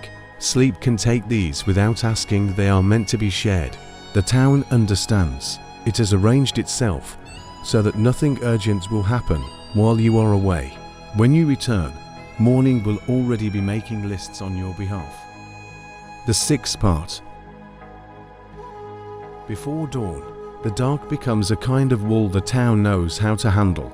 Windows keep their shutters a little ajar for the air that promises morning. The lane stones grow damp at their edges, not with rain, but with the breath of night giving ground. Somewhere a bell rope lifts and settles, not to ring yet, only to remember how. At the bakehouse, heat wakes first. Yesterday's coals, raked into a shy hill before sleep, are teased forward with a rod and a patient breath. The baker takes a twig broom and draws the embers outward until the oven floor warms evenly, front, middle, back, the geography of bread. He adds short billets split thin, the kind that burn clean without smoke getting ideas. The oven, a low dome of brick and habit, changes color from soot dark toward a mineral blush. A hand near the mouth reads heat, the way a shepherd reads weather. When the hairs on the wrist agree, the baker smiles without showing teeth. He scrapes the floor with a wet mop of bundled cloth on a stick. Steam says its quick piece and vanishes. On the bench, dough waits under linen. Yesterday afternoon it was flour, water, a handful of preferment that carries the town's quiet. Salt joined last, not as command, but as counsel. The baker peels back cloth, touches a loaf with 2 fingers, and judges the proof by the way the dough remembers his touch. He divides with a wire, folds the edges under, turns each round in his palms, until the surface feels like a promise. A baker's board dusted with flour receives the rounds, a peel receives the board, the oven receives the peel. The baker plants his feet and, with a single forward and back, launches the first ring of loaves onto the hot floor. He shuts the door with a plug of wood and clay. Inside, heat makes itself useful. If sleep arrives, let it. The dome will do its low work. The crust will rise and color. The crumb will knit in silence. And the town will soon smell the answer to questions it hasn't asked yet. Along the river, the mill turns before the sky admits it. The miller, who has learned patience from stones that quarrel if hurried, lifts a sluice board the width of a finger and then 2. The wheel takes the water's weight without showing off. Inside, the runner stone murmurs over the bedstone. The furrows, newly dressed last quarter, carry grain to mill with a steady persuasion that has nothing of violence in it. The hopper taps grain into the eye of the stone. The shoe vibrates with a measured stutter that the miller recognizes with his shoulders. He pinches meal between finger and thumb, cool, even, not scorched, and knots. The sack mouth below the spout is tied with a slip knot that will give 4 hands and not for accident. In the small room off the mill floor, weights sit on a shelf, a pound, a half, a quarter, brass with edges worn round. The miller keeps a standard in a locked box and brings it out only when the market warden asks, and sometimes when he asks himself. He nests the brass into the iron pan of a scale, and places a measure of meal into the other pan to see whether his habit has drifted. It has not. Drift is what he lives against. The road above the mill carries footsteps towards sunrise. A carter with an empty cart makes the sound of careful axles. Iron-rimmed wheels leave dark arcs on the damp, not deep enough to boast of weight. On the cart's bed lies a roll of sacking and a coil of rope-hauled rope, comfortable with knots that open obediently. The carter stops where the lane meets the market square and sets the cart brake with a wooden wedge he whittled on a winter day, when weather and time proposed a truce. He leans the wedge just so wedges love angles more than force. He takes a breath. Day lies just behind the roofline. In the dairy yard, a churn's handle waits 4 hands that turn circles into butter. Milk, skimmed and kept cool overnight in a stone trough, has become cream at the top. A ladle with a lip steals it gently. The churn receives, and the rhythm begins steady, even, not loud. A child stands on a stall and coaxes the dash stuff to remember yesterday's pace. The sound becomes the middle of the morning before the morning has begun. When butter grains appear, they look like yellow being persuaded. Cold water washes them into agreement. A pinch of salt teaches them to keep their shape in weather. At the salt house near the gate, sacks from inland pans rest under a lean-to. The tollman will finger the cord knot and read the seal by curve and dimple. Salt is a tool with a stern face and a soft heart. It mines flesh, it tends butter, it keeps fish honest when the river pretends to be far from the sea. A man lifts a handful and lets it fall with a hiss that is not quite a sound. Crystals lie like snow that decided to be useful. If sleep arrives, let it. Stones will mill, churns will carry circles into kindness, salt will wait to teach persistence, and wedges will do their angle magic, all without asking for applause. At the market square, trestles unfold like the quick architecture of trust.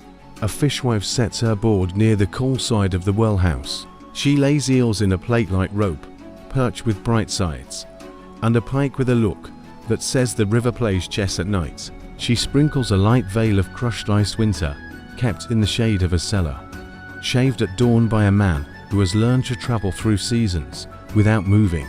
A wicker creel with yesterday's coins catches the first glimmer of light and decides not to shine. The baker's boy arrives with a tray braced on a leather strap around his neck. Loaves stand proud from the peel's memory, balls scored with a cross that keeps the crust from choosing its own path. Long loaves cut with diagonal promises. Small rolls whose purpose is to be useful to hands in a hurry. The boy sets the tray on a crate, counts without looking like someone who knows numbers and bread grew up together, and arranges a line that will satisfy eyes before mouths wake. A cloth merchant shakes a bolt of woolen that learned its square on tenterhooks. He runs a palm across the nap and then against it to show both directions matter. He lays a length, marks with chalk, and measures with a yard that is the yard for this town, not for its neighbor. Next to him, a woman with a basket of linen underthings and small shirts has sewn buttons in pairs that have no politics with one another. Her thread ends are pressed flat with a fingernail and a way that tells eyes. These will not fail in public. The measures man, a practical philosopher, sets his table where everyone can see his bushel and his ell. He keeps a box of pebbles that match the standard when the world around him tries on stories. He will pour a measure of barley to re-level the talk between a farmer and a brewer. He will stretch an ell across cloth that has been described as generous and ask the cloth to confirm it. He prefers confirmation to quarrel. He prefers pebbles to adjectives. If sleep arrives, let it. A square will stay a square, a pound will be a pound, and a loaf will be the size it meant to be. The market can begin without you and will be gladder when you arrive rested. Under the arcade by the Guildhall, the scribes open their small desks. A sheet from the paper mill smooth where it wishes to be. A little tooth where ink asks for a grip waits for a letter to a cousin 3 towns away. The scribe sharpens a quill with a knife that knows geese. He cuts the slit and the shoulder, tests the nib with a line that circles and the line that argues against circles, and dips. The ink smells faintly of iron and oak galls. He writes names as though he were laying planks, letter by letter seated against its neighbor. He sands the wet line with a pinch of fine dust and breathes without impatience. On the edge of the table, a stick of red wax leans against a seal matrix that remembers clay. When the letter folds, it will be tied with cord and touched with wax, so the cousin can read more than words. Across the square, a cutler hops his foot on the bellows tread and watches the coal bed show interest. He draws a small blade from the fire and rests it on the anvil horn, as one might rest a thought on the edge of speech. He files the last burr with a file that has earned its smooth spots and temper.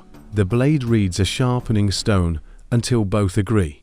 His wife runs a strip of leather along the knife's edge to teach it manners. They will sell the knife to a woman who cooks 4-6 and keeps a small garden where onions enjoy being onions. The knife will see little drama and much good use. A potter who drew the kill last night sets fresh glazed cups on a board and places one nearer the light. The glaze lies like cloud over earth. He's not in a hurry for it to be admired. He's in a hurry not to be in a hurry. On the square's far edge, a peddler hangs ribbons and pins from a frame that believes in colour. Children look and forget their errands their parents remember for them. The peddler has a small whistle. He will not use this early. He looks at the church clock face, the new one, with a hand that is mostly suggestion and nods at a time that is not exact, but is correct enough. Out at the brewing yard behind the inn, today's mash begins its warm argument with grain. A mash tun stands with its full spot and ready hot liquor meets cracked malt, and they greet like friends who know what they owe each other. A paddle stirs, the surface moves, as barley tells water what flavour means. The brewer draws a sticky drop on a spoon, lifts the spoon to eye, and watches the string break at the right length. He tilts a louter, he listens to the sparge trickle, as though he were deciding whether to tell a joke. He does not. Yeast sleeps nearby, and yeast has opinions. If sleep arrives, let it. Letters will seal, knives will learn modest sharpness, cups will wait, ribbons will hang, and mash will find its path. Morning knows its multiplication without shouting. Near the lower gate, a drover brings hogs that have discovered they are a crowd. He carries a stick with a rattle of pebbles, inside he rattles, when a thought attempts to become a stampede. A woman with a basket of apples plays a softer rattle with her mind. Hogs think about apples. They go where apples go. The butcher meets them with a rope across an opening and the knowledge of afternoons. He taps a post with a knuckle to see whether the wood still rings like wood. It does.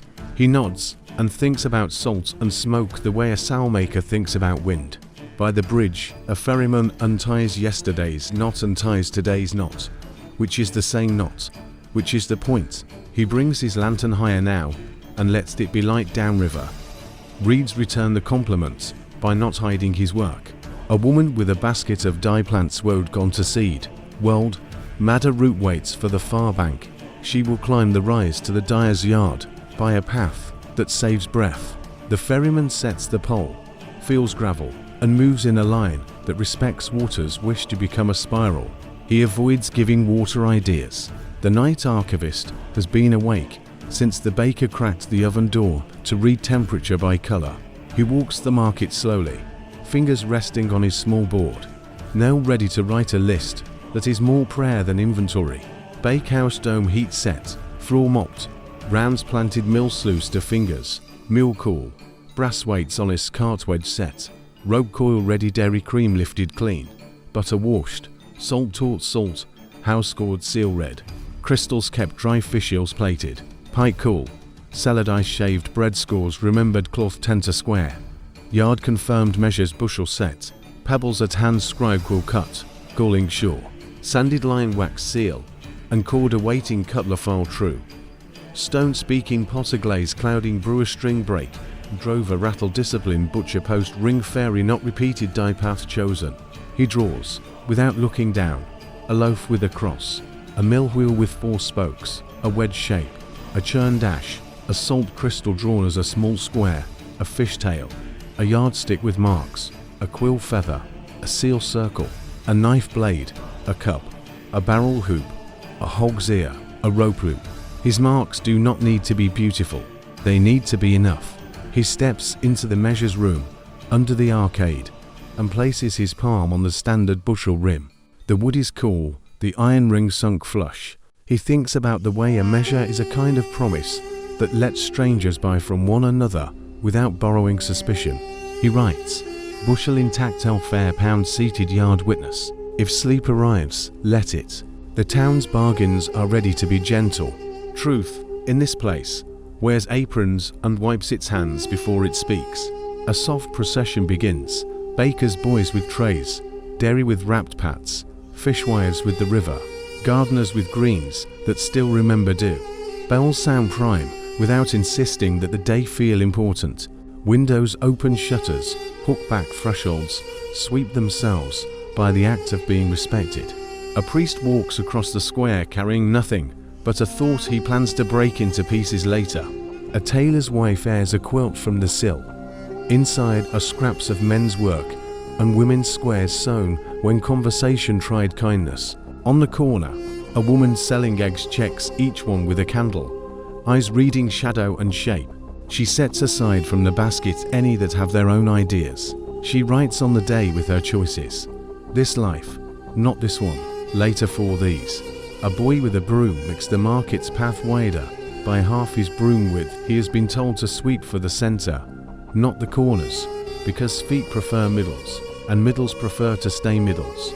By the town scales, the warden takes his place in a coat that has pockets for pebbles and string and a book that records irregularities with more kindness than reputation suggests. He watches, not to catch, but to see, and seeing, to nod. When he weighs a sack, he lifts the pan and lowers it slowly. Suddenness has nothing to do with fairness. He turns his head slightly when the pan steadies, the way a man listens for birds at hedge height. Beyond the square, sunrise finally finds color. Roof tiles deepen from guess to red plaster warms. By degrees, the river decides to show the sky what it copied in practice earlier. In that light, everything becomes local again. This brick, this board, this rope, this face. The baker opens the oven and lets the heat wash out like a blessing that refuses to call itself that. He turns the first loaf to knock its bottom, and the sound is done. He builds a stack of rams in a cradle of cloth. The cloth keeps crusts from bruising on one another. He sends the boy to the square. If sleep arrives, let it. The loaves will meet hands, the meal will meet bowls, the fish will meet pans, and the town will meet itself across the little distances that make neighbors into a place. Pocket pitchers to carry as the light grows, an oven's dome turning from black to blush, a hand near the mouth reading heat like an old friend, a wet mop dragging steam over hot brick rounds, launched from a peel and planted like moon's millstones whispering. A pinch of meal, cool brass weights, nested like gentler cousins of coins, a wedge under a cartwheel drawing confidence from angles, a churn dash cutting circles into butter that will outlast where the salt crystals are small promises. A fishwife seals laid like rope, a loaf's cross, letting crust expand in peace, a yardstick telling the truth without adjectives, a quill's slick catching lighter red wax stick leaning. If it remembered sealing clay, a knife's edge, taught to be useful, not proud, a glazed cloud, choosing to become glass only when looked at later, a brewer's spoon lifting a string, a drover's rattle sounding ideas into order, a ferryman's not repeating itself while the measures man's pebbles creating. Agreement, one small stone at a time. The town does not hurry, it aligns. If your eyes close again now, they will open on a place that has practiced fairness since before you were born. The seventh part. By full morning, the town finds its working breath, the kind that does not hurry, because it has nothing to prove. Sunlight discovers the east faces of walls and politely warms their line-washed shadows. Step back to the places they have agreed to keep. Doors are open, but not loud about it. A cartwheel creaks in a way that says grease will be offered at noon. The bell, now awake to hours, shows what time can be when it is well behaved, regular, modest, helpful at corners. Along the street of makers, a smith lifts the forge bars and folds them so the bed of coals is held like an opinion that does not need to be shouted. He feeds charcoal with a scoop and sets the bellows tread under his foot, as if inviting it to dance without stepping on it. Air draws flame into brightness. The hearth's mouth shows a soft orange at first, then the agreeable yellow that forgives iron's stiffness. He tempers by eye and ear, not by arrogance. A shoe shape yesterday, called into sense meets the anvil horn. Small taps teach it the difference between fitting and forcing. In the stall, a mare accepts the human plan with one breath of doubt, and then a second breath without it. The smith's apprentice runs a rasp along the hoof wall, straight and slow, until the lion admits there is no better, it can be today. Nails, bent to etiquette, go home with a rhythm that reassures the mare and the morning. At the wheelwright's shed, hoops lean like moons that have not decided where to be night. Stave spokes, fellows wait under a canvas that makes shade into craft. A wheel sits on the nave, its heart upright, in an iron shoe sunk in the ground. The master fits a spoke, checks the dish, gives the rim a turn, and listens for the complaint that will not come, because yesterday he refused it permission. He heats a tire ring in a fire pit until it grows generous, drops it over the rim, and drives it down with hammers that feel more like partners than instruments. Water hisses when he pours it. The ring tightens and promises to remember this promise even when roads forget theirs. If sleep arrives, let it. Iron will learn kindness under small blows. Wood will consent to circles, and animals will take human plans only to the extent that those plans mind the animal. At the mason's yard, dressed stone waits in ranks that are not military, because no one will die for their line is imperfect. Ashlar blocks sit like sentences that have already been edited. A template of laugh, and nail shows the days. Curve the mason lays it on a newly quarried block and chalks the arc. His mallet is beech, his chisel edge favours neither pride nor laziness. Chips fall and do not hold grudges. When the curve comes true, he passes a straight edge across the face and reads the light as if it were a letter from a respected relative. He smiles with lips closed. Mortar nearby sits under wet cloth, lime and sand remembering how to be patient together. On the scaffold at the site, hods climb and descend.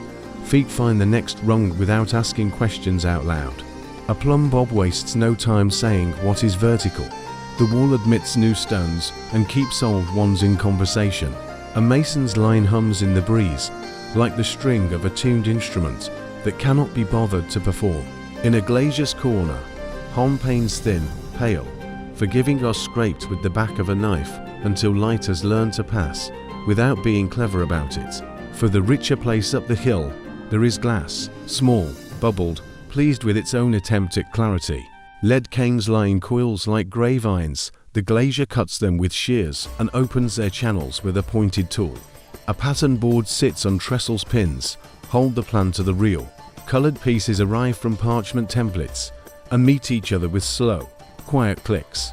A soldering iron warms on a charcoal block and writes silver where lead needs a hand to steady its marriage. He brushes the panel with chalk and breathes. A boy carries the finished light to the shadow of the wall so sunshine can find the reds and blues and make a little of what saints are said to do, but in glass and with better manners. If sleep arrives, let it. Stone will hold, lead will cradle glass, chalk will bless edges, and the day will refrain from asking you to decide anything important right now. On the green behind the Guildhall, apprentices gather 4 lessons in the part of work that hands cannot do alone. A master of measures opens a box and sets out 3 rods, yard, ell, perch. He places each against a plank marked with iron studs, so students can see the difference between what feels right and what is right. He says little. He lets rods and studs do the instruction. A scribe reads from a small book about contracts, how a promise should be written so it will still be true when one of the parties is tired, or absent, or forgiven. He explains notaries and seals the way a boatman explains ropes, loop, bight, hitch, and the knowledge of which one or not can grow into without asking permission. Near the shade of a lime tree, a carpenter shows dovetails to a circle of shoulders. He cuts across the grain first all steady, wrist easy, and then pairs with a chisel until the tails fit into pins with the confidence of 2 people who have agreed to grow old near each other. He taps the joint together with a mallet that knows exactly how loud not to be. he says. We cut away what is not joint, the rest is relief. As silence agrees, on the lane toward the north gate stands a low roof building, where the post is read and resent. A messenger in a red-brown coat, with a hood pushed back, couch charges. Urgent, ordinary, neighborly. He keeps a horn with a crack, he is bound with thread and patience, it still calls, where calling is decent. Pouches hang on pegs according to direction. East road, river, hill path, coast. He checks seals by habit rather than suspicion. Wax pattern unbroken. Cord tied in a loop that opens easily, 4 hands, and not 4 chats. He writes on a slate the time a packet arrived, the time it should leave, and with which feet. He knows feet. His own, a boy's, a borrowed horse's. The fairies, if letters must learn to float. He knows that a town without post is a dream that refuses to be woken. If sleep arrives, let it. Rods will measure, joints will hold, letters will learn their distances, and sealed cords will outthink mishap in gentle ways. At the infirmary garden, herbs practice the art of being useful while pretending to be plants. Sage grows woolly, and respectful rosemary stands upright and remembers winter rue keeps to itself mint. A gossip by nature is fenced lightly by woven sticks that tell it where talk should end. The herbal woman snips tops and lays them on a screen. She does not bruise flavor with hurry.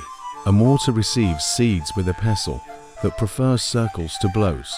Honey warms at the sun's pace, vinegar waits in the shade. Thinking of dissolving and preserving, a small scale weighs seeds on one pan and kindness on the other, though kindness refuses to be a unit and must be added by hand. In a lane where water meets trade, the dyer keeps 3 vats, woad, weld, madder. He stirs one with a pole that remembers only 1 vat, cross-remembering makes colours argue. Cloth steeped yesterday emerges today with a colour that will be its life. He lifts the dripping length and lets it gamely surrender its excess. He lays it over a beam and towels it with a cloth that no longer minds being stained. A child brings ash to sweeten the pot. The dyer nods and says, later, when the heat asks for thinking. Between the dyer's wall and the river path stands a rope walk, a long shed where fibers become lines that do not betray ships or scaffolds. Hooks at one end, a crank at the other. Boys 10 strands step backward together without becoming solemn. The walk produces cords and ropes, hemp for work that identifies as work, flax for lighter minds, horsehair for odd cases. Tarring happens in a corner where a man teaches stickiness to behave. Finished coils hang on pegs, each labelled with a knot and a memory. Ferry, well, ring at key, hoisting at mill, bell rope, simple laundry line that keeps shirts from assuming drama. If sleep arrives, let it. Gardens will distill patient weather. Vats will keep their agreements. Rope will practice loyalty. And colours will find the sort of truth that cloth can keep. At the edge of the town, a bridge keeper checks stones where mortar has decided to become dust. He presses it with a finger, then with a tool, then with the decision to mix more. His bucket holds lime putty underwater, where air cannot make it old before its time. He works small patches and refuses the project to become a speech. He understands that bridges are opinions people cross. They are best when they do not argue. The watch passes and writes a line in the day book he lodged in a niche where damp cannot steal it. All fires banked, chimneys honest, one shutter begged, a pin supplied. He writes the hours a word, not a number. The word takes longer to write and so remembers itself. On the road beyond the gate, a peddler's cart finds a slow going up the first rise. Its sides carry spoons, combs, bright pins, small knives, brushes made from hog bristle and horsehair, little mirrors that surprise faces into considering themselves without cruelty. The peddler knows the names of children and the sort of compliments that do not warm a person too quickly. He trades a comb for an afternoon of repair at his wheel. He has a spare pin for the woman with the shutter that begged. He treats the road as if he were its steward rather than its victim. At the schoolroom near the church, children put slates on desks and minds into a speed that will one day avoid breaking tools and hearts. A master uses a wax tablet to show a sum, then scrapes the wax smooth and shows it again slower. He gives a line to copy, and the line says something someone meant long ago. That time has its virtues when it is not proud. He corrects a boy's grip on a pen with 2 fingers under quiet. He prefers to let success be the noise. If sleep arrives, let it. Repairs will be small and many. Carts will forgive hills. Summers will reduce themselves to cents. And the day will practice survivable ambitions. Inside the Guildhall, a meeting that is not theatrical manages the town as if it were a well-loved tool. The brewer reports water clean, yeast in temper, barrels tight. The baker mentions a miller's stone, Iggy dressing next month. The mason says lime stocks except tomorrow. The glazier asks permission to replace a horn pane, no longer interested in being transparent. The measures man lays his rods on the table and lays his hand on them if coming dogs. A decision about the fare is postponed until someone speaks with the bridge keeper about carts heavier than last year's. The clerk writes in a hand that future clerks will be able to read firm, unadorned, hopeful. The night archivist observes from the backbench. He does not vote, he inventories the way people become reasonable when a room is set correctly, and the table is a height that admits writing without bending a man's future. He writes on his small board, forge steady, shoe agreed wheel tire set. Water hiss ashlar curve, true lead cames married rods taut dovetails, understood post slate times, seals checked herb tops, cut vat separate rope walk backward steps, bridge patched quiet shutter pin cart repairs traded sums. Smoothed rods on table fair weight deferred clerk plane. He draws a hammer tap line, a wheel with dish, a curved stone, a ledge strip opened, a dovetail, a hon with thread over a crack, a little sprig of sage, a 3-part stripe blue, yellow, red like a joker dyer would enjoy. 3 strands twisted into 1 rope, a bridge arch, a pin, a comb, a slate with a figure that leads nowhere dangerous, a rod with studs, a clerk's pen with an ink pearl at the tip. If sleep arrives, let it. The workday can proceed without you in the best sense, that is, with you in mind. At noon shy step toward the world, shutters tilt and let in a lunch that is the colour of bread. Men wash hands at basins that stand like quiet frogs. Women tip the day toward sitting children eat, and do not negotiate beyond what crumbs always negotiate. A pot is set away from heat, so it will be ready later instead of now. Knives are wiped and laid cups turned upside down, then right side up the custom here. A door is left on the latch, not as an invitation, as a proof. Things know their places. Beyond the road, in a field that pretends to be asleep, 3 workers rest in the shade of a hedge that is older than the town. They eat bread and cheese with onions that do not apologize for being onions. They drink from a bottle that was vinegar until it remembered water. One points with his crust at a cloud and says it will be raining 2 days. The others nod as if at a story someone told well. A rook considers the bread and decides it does not wish to learn boldness today. If sleep arrives, let it. Noon will divide itself properly. Food will enter the business of blood. Shade will watch the field on your behalf. And the town will go on wearing its competence lightly. Pocket pictures to take with closed eyes. A horse's hoof against a rasp, until the line admits enough of a shoe lifted to the anvil and tapped into the size of this hoof, and not any other, a wheel's tire glowing and then shrinking to a grip that will remember a chalk arc learning stone, a plumb bob quiet, which is its loudest, a pane lifted to light. Lead receiving solder, like a com sentence, a dovetail pressed home, with the mildest of mallet persuasions a yard, and an L grazing a plank of studs, a messenger's horn bound and still agreeing to be horn a pouch pegged by. Direction a rope walks 3 strands, arguing themselves into agreement, a vat stirred by a pole that refuses to cheat, a mortar learning circles. Not blows a bridge patched, where gossip had begun, a shutter pin that turns trouble into furniture. A peddler's comb choosing a new header, some scratched and scraped away and scratched again, until it becomes friend-shaped to clerks. Line that tomorrow will not blush to meet bread, cheese, onions, cloud, rook, the fence of a hedge older than verbs. Work will continue. It has been organized to let you sleep without forcing it to become extraordinary. When you return, an afternoon will be ready, not impatient, merely willing. The 8th part. Afternoon gathers by degrees. It does not declare itself.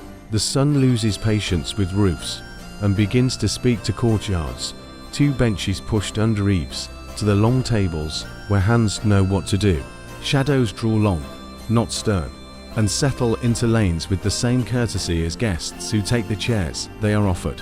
The town keeps its working breath, now slower, as if it understood digestion and gratitude.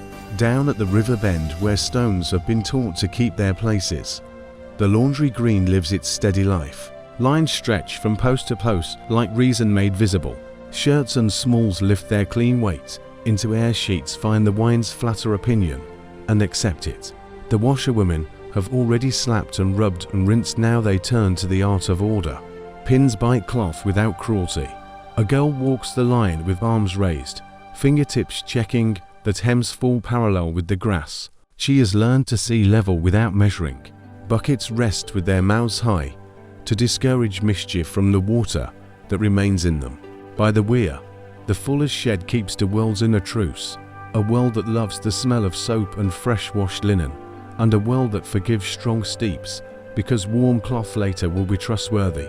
Inside, troughs hold lather made from ash and oil in other seasons. Clays pull grease and pride from wool. A beam fulling hammer, lifted and let fall by a small water wheel, persuades cloth toward density. The thuds repeat at a pace that will not argue with heartbeats. A man checks a length of broadcloth with his knuckles and decides it has grown honest enough. He lays it on a tenter frame in the yard, draws it to square with hooks that prefer being exact to being sharp, and leaves it to learn its shape in wind and light. A boy passes with a bucket of clear water and sprinkles the yard to keep the dust's appetite modest. If sleep arrives, let it. Cloth will find its plan. Lines will learn the wind, and water will tell each tool to be patient a little longer. Past the green, the weaver's shed takes over where the loom's tiny night snarl became morning's apology. Now treadles move like ankles, keeping time to a song that never asks to be sung aloud. Warp threads hold steady. Taut without quarrel the shuttle passes, a small wooden boat carrying colour, left to right to left, until pattern becomes the habit of a room. The weaver's wife oils a skein swift and speaks softly to knots that think about being stubborn they reconsider. She counts picks the way a cook counts stirs until enough is not a number but a feeling. At the window, lengths of ribbon dry from earlier sunlight sees through them and becomes more cheerful without needing approval. Across the lane, a spinner sits with a distaff bound in flax. She teases fibers into a ribbon wider than a finger and draws that ribbon into twist. Her spindle turns in a fall and catch that feels like walking. The cat that believed itself essential earlier has surrendered to sleep under the bench, its paws move as if remembering mice it did not meet. The spinner lifts the twist, winds a cop, and lifts again. She has time and gives it to the thread without loss. In a yard fenced low enough to be inviting and high enough to discourage goats, a line of straw skeps stands like helmets abandoned by a polite army. Bees come and go as if they had never heard of hurry and did not plan to learn. A beekeeper wears no veil because this is not a day for argument. He smokes the mouth of a hive with a curl of dung smoke as old as practice. Bees consider the suggestion and attend to their own work. He lifts a comb with both hands, like a bolt a fool to risk with one. Honey shows through the wax in hexagons that have never learned envy. He cuts a cap, lets gold pour like a slow agreement, and sets the knife aside to let sunlight make a point. Wax will go to candles later. The hives do not resent that. They resign themselves to generosity, the way a good neighbor resigns himself to lending tools. If sleep arrives, let it. Bees will travel the town small distances. The comb will find jars, and wax will remember flames without missing them. Beyond the gardens, the orchard keeps an afternoon class. Pears lean into their stems, apples become heavier in the sort of conversation branches enjoy. A man moves along with a pruning hook, cutting suckers with the same kindness he offers to children straying toward puddles. He turns a fruit and looks at the underside, where color tells more truth than the side that admires itself. In the grass, windfalls deserve their dignity. A girl gathers them for cider vinegar, and for the pig that tells the truth about everything. She tests each with a thumb and adds to one basket or the other without ceremony. Farther on, a woman turns racks of sliced apples in a drying loft air passes through slats that learned how to square long ago, in a yard where a press waits to men fit a cheese of chopped apples into cloths. Place wooden rounds above and bring down a screw that makes stones feel they have competition. Juice runs into a trough, and then into a bucket, and then into a barrel that once held something else polite. Everything here has had a previous life. The cider is not yet cider. It is the idea of sweetness learning to change without becoming a drama. At the edge of town, 3 shepherds bring sheep into pens where practice becomes afternoon's proof. The shearing is not today, is feet and eyes. One kneels with a knife small as a suggestion and trims a hoof to a shape that will not dispute the lane. Another runs fingers through wool to learn rain's mood last week. The third counts by gaze, 1, another 1, and all the ones together listening for coughs, counting breaths with a patience that adds more than number. A dog lies with its chin on paws and pretends not to notice that it owns the geometry of movement here. It moves a little when geometry needs a reminder. It moves back when humility finds itself again. If sleep arrives, let it. Fruit will dry, juice will settle, hooves will carry tomorrow without complaint, and the dog will keep his secret that triangles can be kind. On the river road, where stones large and small have sworn a truce enforced by cartwheels, to pilgrims come in with the slow light of people who have chosen to be smaller than distance. They carry staffs that have learned the right height, their bags ride low, honest about weight. They stop at the wayside cross that stands neither as an argument nor as a boast. One ties a ribbon, because a ribbon is a way of writing without asking anyone else to read. They do not beg, they trade stories for bread, and a corner of floor where the floor will not take offense. The host at the inn knows how to hear stories without storing them as gossip. He understands that some travelers bring silence as a gift. At the inn yard, a cooper rounds staves in slow conversation with iron hoops. He heats a small hoop and lowers it around a stand of staves until the staves have no choice but to become brothers. He taps here, taps there, and stops because stopping is a skill. Later, we all will drink something that has touched his decisions. At the bathhouse, the steward returns coals are minded. The warm room accepts faint voices that have decided to be reasonable together. A man washes his hands more thoroughly than he must, because thoroughness is a private pleasure. A boy carries clean linen through steam that makes a poem no one will be asked to recite. In a side lane, leather stretches on a frame where a tanner has convinced time to work for him harder than against. The worst smells belong to other hours. Now the leather only says rain and bark and patience. He rubs a dressing into it with the heels of his hands. It will become shoes that teach a child to lift feet and a woman to cross a market without feeling stones as enemies. Near the church door, a carver sits with a piece of oak that used to think about being a beam. He draws a vine that will not tempt anyone, a leaf that approves of shade, a little bird who will never be trapped. He cuts not the bird, but the air around the bird, and the bird arrives because absence has been trained to behave. He will place this piece where hands may touch it when pews grow long. He expects the shine from hands. He carves for that shine. If sleep arrives, let it. Pilgrims will pass, hoops will hold, leather will consent to shape, and hands will find the places where wood has learned to be kindly. On the green, after lessons, apprentices play at bowls with stones that offer themselves as passers-by. Laughter stays low and refuses to prove anything. A mother washes a child's palm, where ink from the school has made choices. The ink runs and forgives. A clerk steps from the Guildhall and blinks at daylight as though it had been invented while he was busy with a phrase. He looks up at the clock and decides it is time for a friend. The night archivist walks the afternoon with the same small board and the same nail, but his marks now seem fatter, as if the day had provided ink of a different thickness. Laundry lines true, hems parallel, fulling beam hammer patient, tenter hook square weaving shuttle good, picks counted spinning cop even, cat at peace bees comb lifted, wax promised orchard suckers cut. Windfalls sorted, press screw respectful. First run taken, sheep hooves trimmed. Breaths counted. Dog sparing, pilgrims ribbon tied. Bread exchanged, cooper hoop lowered. Tap stock, baths linen carried. Steam polite, leather dressed, with quiet hands carving bird. By absence apprentices, bowls and stones, laughter low. He draws. A clothespin pinched between forefinger and thumb, a tensor hook like a small question mark answering itself. A shuttle with a tail of thread, a spindle's whirl with its polite gravity. A hexagon comb tile, an apple half width. Seeds like neat punctuation. A screw press head, a small hoof with a new edge, a staff circle where a hand would sit, a hoop with tongues of steam. A folded towel, a strap of leather with light on it, a leaf in negative. Air made into shape, a stone ball with a smear of grass. If sleep arrives, let it. Afternoon can be trusted to prefer craft over drama. It is very good at this. You do not need to verify every instance. By mid-afternoon, the market thins to a geometry of those who have time to talk. A potter swaps a cup for a story about apples that smelled of rain.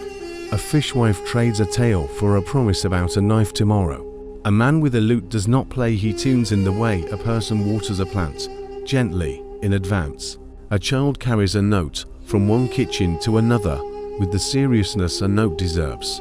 The note says, "If you can spare rosemary, we can spare time." The child returns with both, plus a small plum that fell into the transaction without anyone admitting it wanted to fall. At the granary, the keeper opens a second door to let the shade learn to be air. He runs a hand along a sack and knows by the give whether mice have invented a hole they have not. He stirs lime in a shallow pan at the threshold to teach pests that this is a poor place to become clever. He lies to no one. Grain hums to itself like people sorting cloth. Beyond the walls, the road becomes white under sun that has ceased to be shy.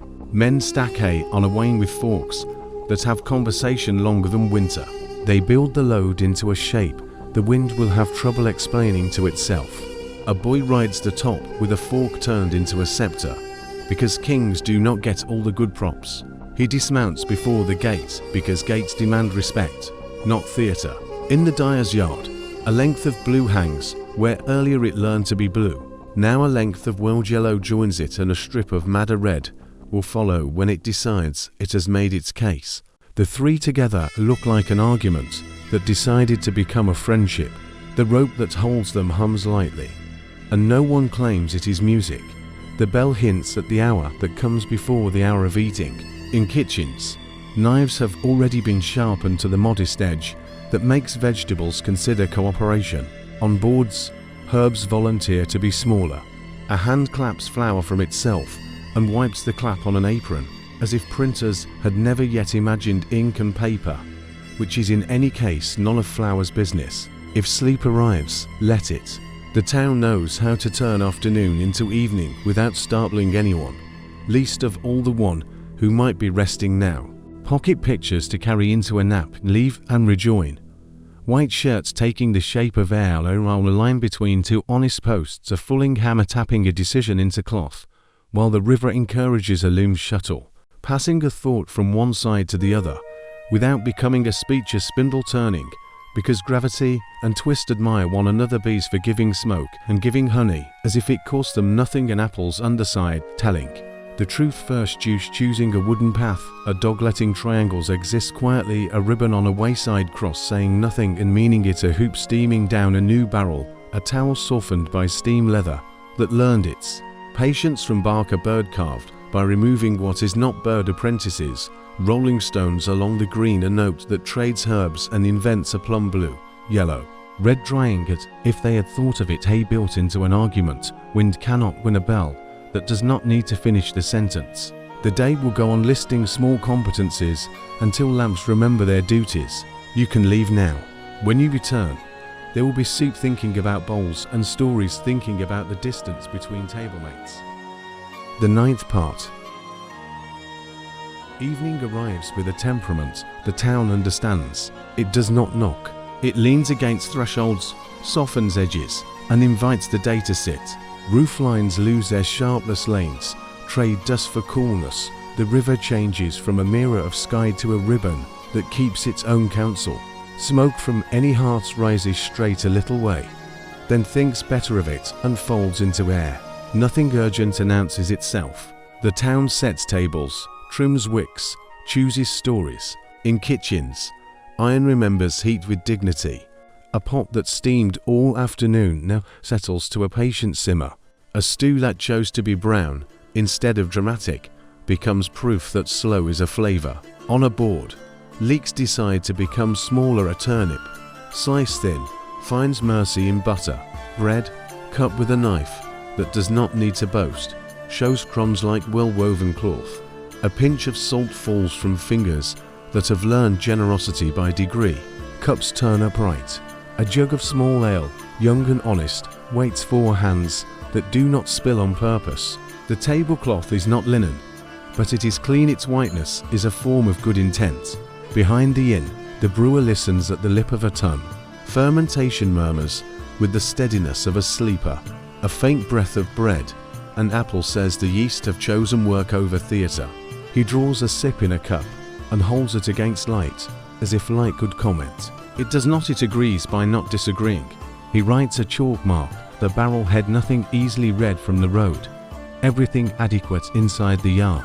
He smears the mark with a thumb, enough to keep secrets from weather.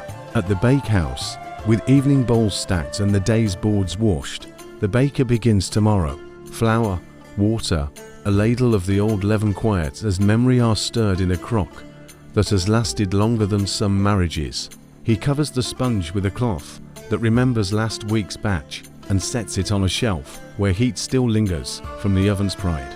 He writes a small X on the cloth near the rim, not to mark ownership, but to know when it has risen past its first plan.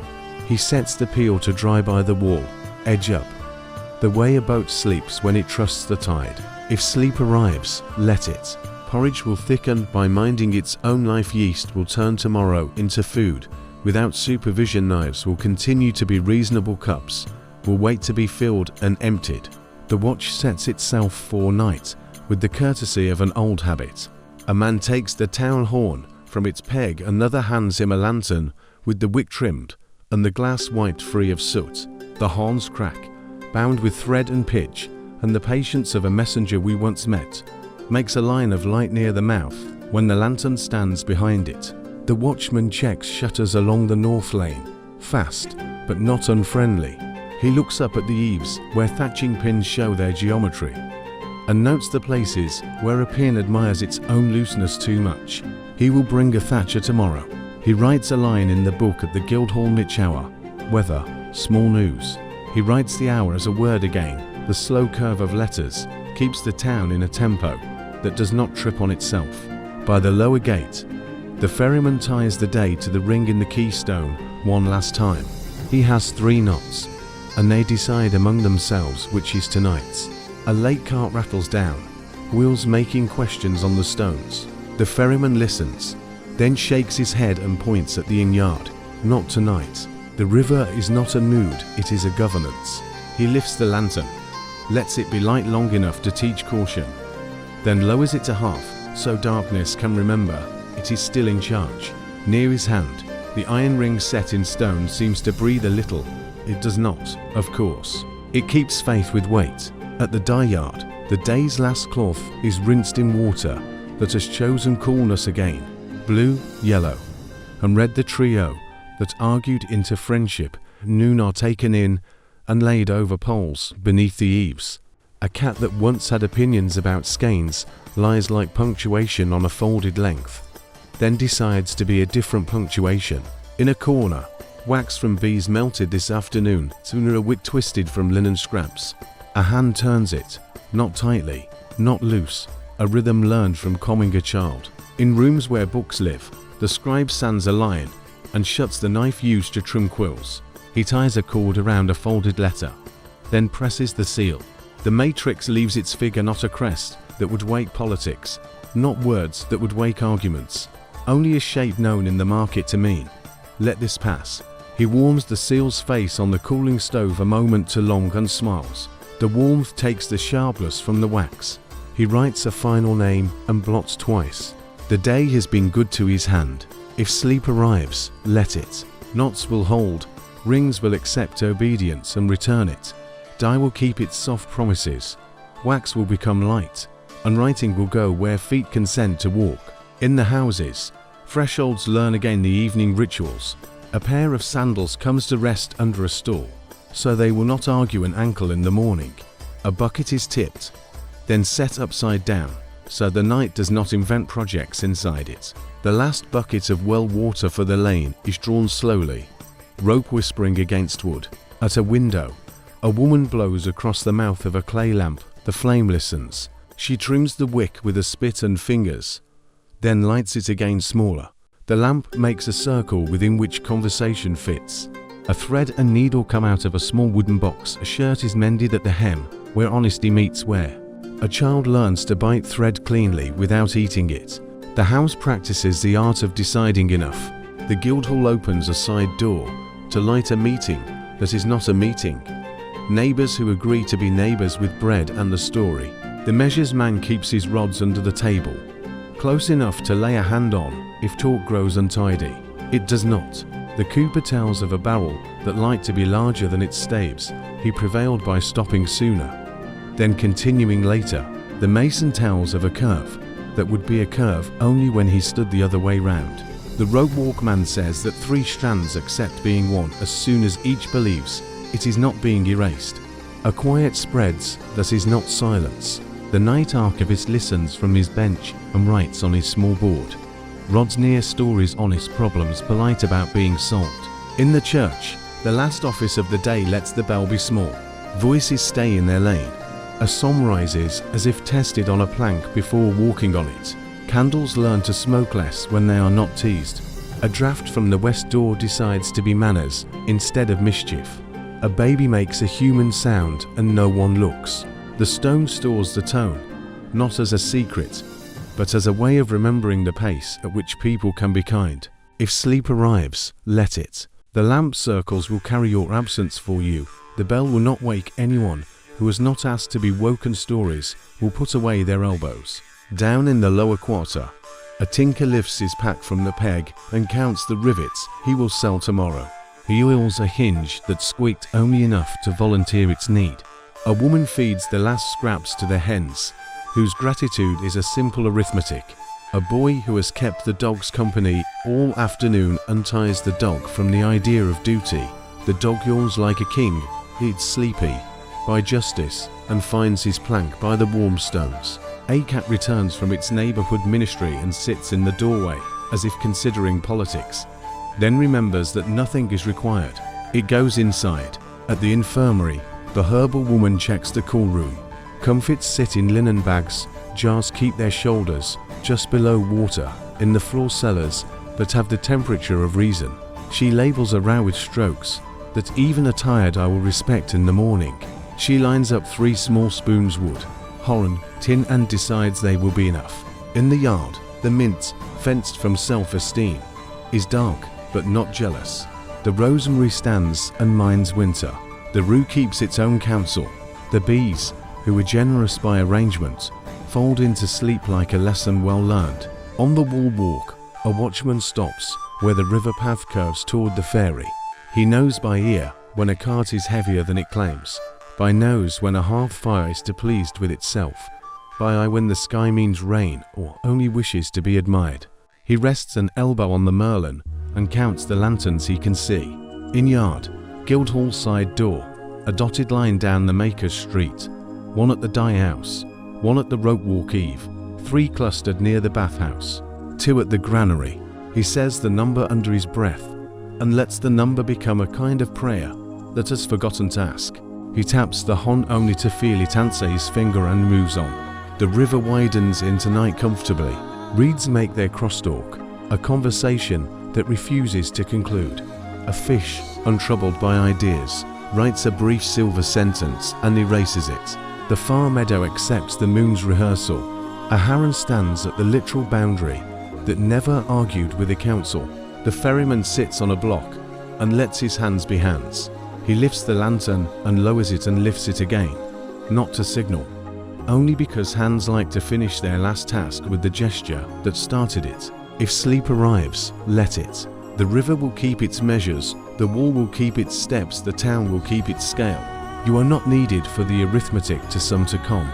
The night archivist returns to his table. He sets the small board down and reads backward the day's shorthand. Bakehouse sponge set, X marked brewer breath steady, chalk smudged watch horn taken, shutters tested, thatching pins noted keyring true, not chosen, lake cart turned die rinsed, cap punctuation waxed twisted wick scribe seal warm, letter folded thresholds sandals placed, buckets tipped lamps wicks trimmed, circles drawn mending hem taught stories rods under table, problems polite office scandals reasonable lower quarter hinge oiled, hens fed, dog absolved, cat returned infirmary jars shouldered, spoons decided wall lantern count river sentence of fish ferryman gesture gathered. He draws a lamp flame the size of a fingernail, a ring set in stone with a rope loop drawn without hurry, a seal in print that is only shape and therefore true, an X above a crock, a wick trimmed, a harness crack mended with thread, a cat comma shaped, a dog shawn suggested by 2 lines, a hinge drop with a dot of oil, a spoon trio, a row of tiny lantern circles, a heron with 1 foot disappearing into the idea of depth. He closes the daybook with a cord. He hangs the key in the place where keys learn not to wander. He leaves without a flourish. Doors that should be locked are locked. Doors that should be trusted are trusted. From a cottage window, laughter slips into the lane and does not stumble. From the bathhouse, a faint warm breath finds the street and then is absorbed by dark. If sleep arrives, let it. Evening is not a bridge to bear, but a bench to share. The town has decided to be gentle tonight. You can join that decision now, or later, or both.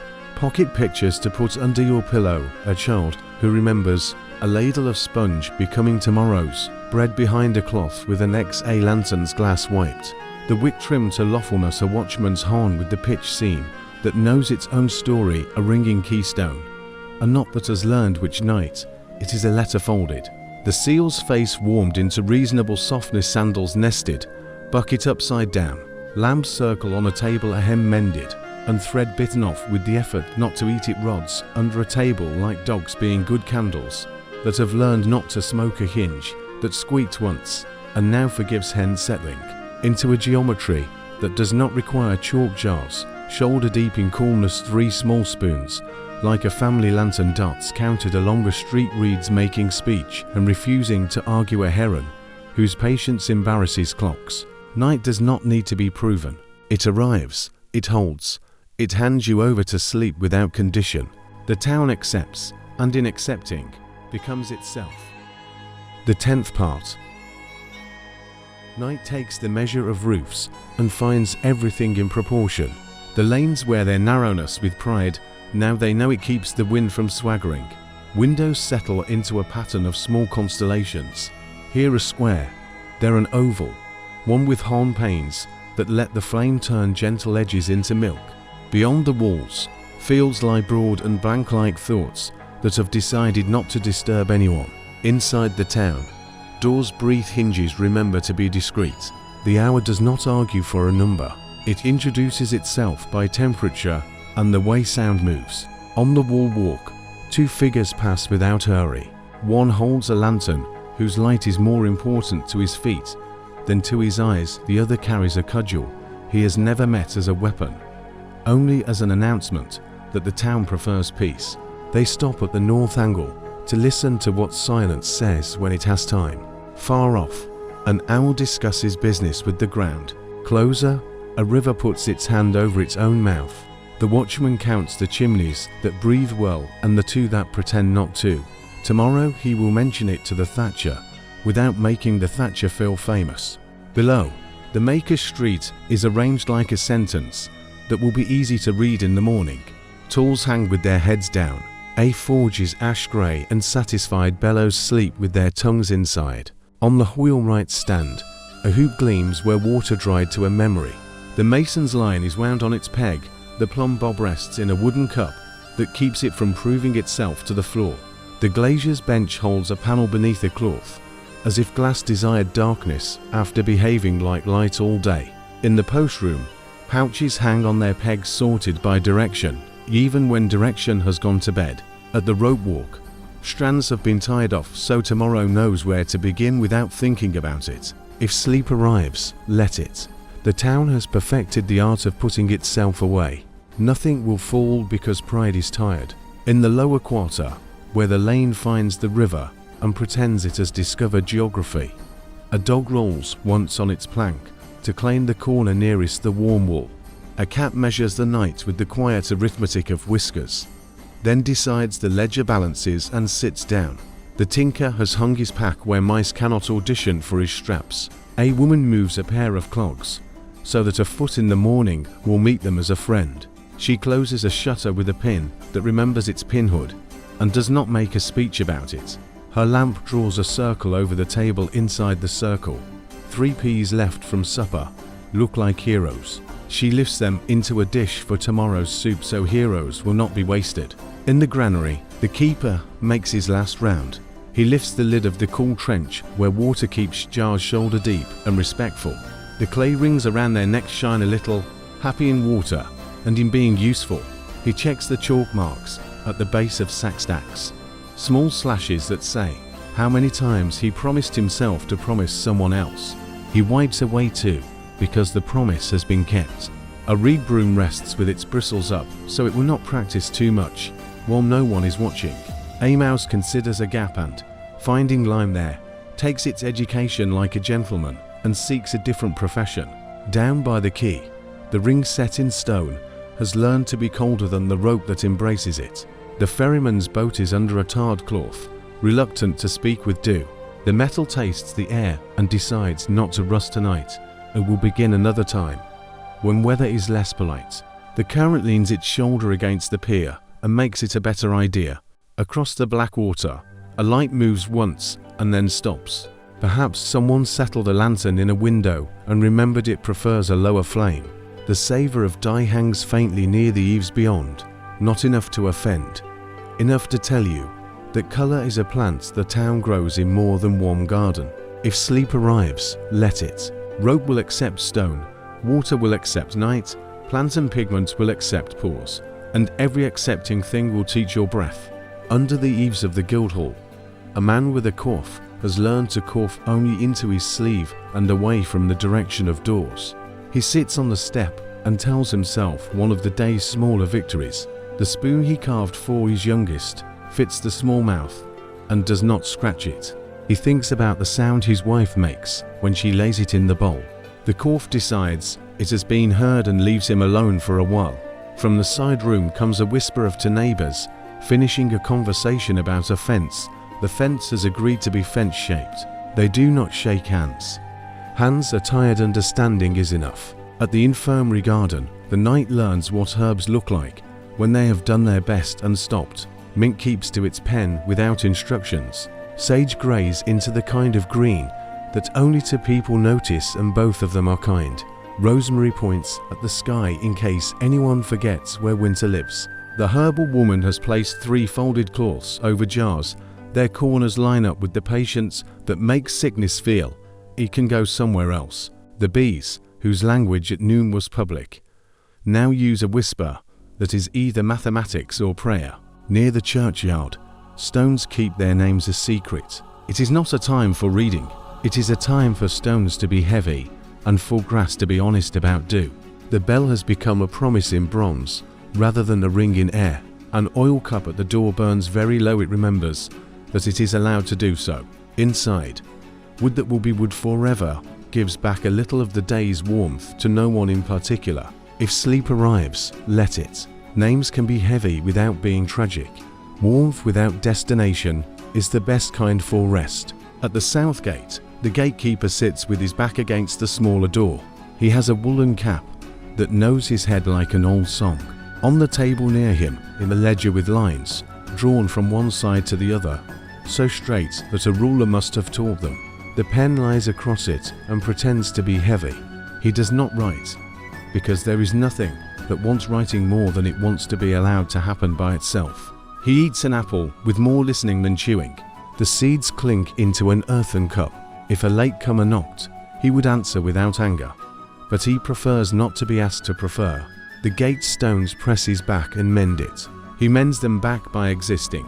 On a roof where slate meets air, a boy who could not sleep counts the chimneys into streets, and then counts the lanterns along the river, and then counts the steps it would take to cross from one count to the other. He stops because numbers have learned to be beds. He lies down and feels the roof slope persuade his body to choose a side. A star finds the edge of the chimney, rides it like a thought, and leaps into a wider idea. The boy closes his eyes and rehearses telling his friend in the morning. But when morning arrives, he will tell something else, less exact and more true. A little way from town, a cart stands under a hawthorn, where a carter decided the next mile belonged to tomorrow. The horse breathes the way a hill breathes. When the sun leaves it, the leather creaks quietly in its sleep. The cart lists a degree toward the ditch, and then changes its mind. Owls visit, decide there is no news, and move on. The cart has a sack of barley, a crate of clay lamps with spouts, and a bundle of rods yard, perch dyed with twine, so they will not quarrel about precedence. They dream about being on the guild table tomorrow, and being touched by a hand that says yes. If sleep arrives, let it. Outside the walls agrees with inside the walls to keep the same watch. In a cottage by the Maker's Street, the baker wakes for a moment, and then does not get up. He listens to the oven telling the house about residual heat, and decides the sponge is safe until cockcrow. His wife turns and fits her hand into the place where his shoulder stops being shoulder and becomes a promise. Bread will rise. This is not something they need to perform in the dark. Their child, whose cough last week made the night long, sleeps with the making sounds of children who are leaving fevers. In the corner, a millstone leaned against the wall considers its own roundness and feels satisfied in a way stones manage better than people. The night archivist, in the narrow room where the town keeps its smaller decisions, opens the day book at the page he knew would be there. He writes in a hand he could draw in darkness if asked. Night chimneys, civil lanes, composed key ring, constant ferryman, content dye scent, tender herb garden, collected infirmary jars, shouldered wall lanterns, counted gate quiet, cart deferred, child improved, sponge patient. He does not sign. The town knows who wrote it by the way the line leans.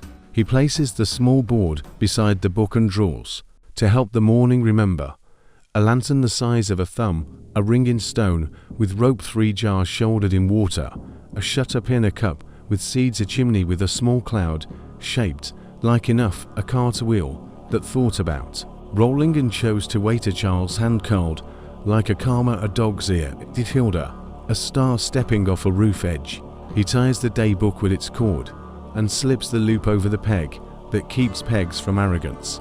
He blows the lamp down to small, and then to outline, and then to the idea of flame. The dark that follows does not press, it holds. If sleep arrives, let it. The town is arranged for it. Every door that should be locked is locked. Everyone that should invite air is on the latch. Every person who meant well today will sleep well, because the town decided to help. Pocket pictures to lie under your eyelids and behave. The plum bob asleep in its cup, the panel beneath the cloth that makes glass feel like a secret kept, the rope tied to the key ring with the knot that belongs to this night. 3 Ps promoted to tomorrow, the chalk slashes at sack bases, and the 2 wiped away, a broom bristles up, learning to practice, a tarred cloth sheltering a boat from dew, an owl discussing business with distance, a cough into a sleeve, heard by no one, who must be woken mint fenced from the joy of taking over, oil in a cup at a door, choosing to be a small son, a ledger pen lying like a sleeping fish, a boy learning numbers into beds, a cart under hawthorn deciding to be excellent at waiting, a family asleep while bread prepares its decision, without witnesses, a lamp giving up flame with dignity. The night holds still. It is not a theatre, it is a shelf where the town sets itself and trusts the shelf. Somewhere in that stillness, the first cock clears its throat and thinks about being dramatic. It postpones drama. Dawn is far enough yet to lengthen the dream. The 11th part. A long while before any window can decide to be a square of light, the town loosens its night like a knot you can undo with one hand. Roofs keep their cool promises. Lanes carry their hush forward. The river looks darker than black, and then remembers it is water. Somewhere a cock rehearses and changes its mind. Dawn is not a line yet. It is a temperature, a smell, a hand finding the right tool in the dim. In the bakehouse, the sponge is no longer an idea. It has risen past the chalk text on the cloth and waits with the modest pride of something that did what yeast do when no one interrupts. The baker's palm flowers the bench. If dusting a story into legibility, he pours the sponge into the well of flour and draws the walls in with 3 fingers. Salt falls like a short opinion. He tips water from a clay jug, just enough, then stops, then a little more. His hands fold and press, the mass resists and then learns. He kneads until the dough begins to remember itself. He tucks it into itself and lets it rest. He cuts with a wire, he learns the bubble's size, the gluten's mind. He turns and banks the oven last night's embate, still a friend rakes ash aside. Adds billets that accept their assignment without smoke. He tests heat by hand, then by a slip of paper that browns like a sunrise. He shapes loaves, long for the town, round for the inn, small for the infirmary, and not for a child who will learn to untie it with teeth. If sleep arrives, let it.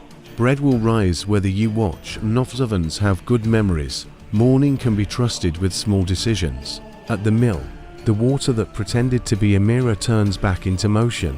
The miller lifts the gate a hand width, the race fills, and the wheel takes its weight, with a sound like someone agreeing quietly. Paddles accept the river's push. Inside, the great stones meet gently at first, then with the exactness grain deserves. The miller sniffs the flour heat, a little sweet, nothing scorched. He opens the shoe and lets wheat run with the sort of confidence that comes from a season of rain behaving. He sets the damsel jittering. He listens. When he hears a faint complaint, he tightens the rind a hair and the complaint becomes gratitude. Sacks lean together against a post. Motes lift in the red of a simple lantern and turn that red to pink. Along the river path, the ferryman's boat lets do go. He folds the tarred cloth back, tests the line to the ring in the keystone, and finds it as he left it, obedient without being servile. He pushes off, wants to feel how the current thinks this hour should go. It thinks generously. He pulls back, nods to himself, and sets the pole ready for the first passage that deserves being first. In the cow byre on the edge of town, milk is a sound. Pails meet streams that do not hurry. The milker leans a forehead against a warm flank and counts without numbers. Pull, pull, rest, pull, pull, rest. A cat sits with an expression cats have when they have decided patience will be paid. A calf bumps a rail with the polite insistence of hunger and is reassured into order. A boy carries the first pail to a cool place where it will not learn sourness before its time. He walks carefully and is proud without ambition. If sleep arrives, let it. Stones will grind, rings will keep faith, milk will find pans, and the owl will refrain from announcing itself. In the dye yard a kettle warms slowly. There is no colour, yet only water thinking about it. A woman coils the skein over her hands, counting by touch. She ties 3 figure-8 loops to keep threads from inventing tangles, then sets the skein across a stick. She tests the bath with 2 fingers, turns her hand, looks at the damp on her nails, and nods. The first colour will be gentle morning, does not ask for shouting. At the rope walk, a man checks the hooks he left yesterday. He strokes them with a rag and the drop of oil so small, I will not encourage dirt. He sets the crank to idle and walks the length of the shed with the unlit lantern, not because he needs light, but because lanterns like to be included. He fingers the strands that will become fairy line by afternoon and tells them, without speaking, that pulling is not the same as strain.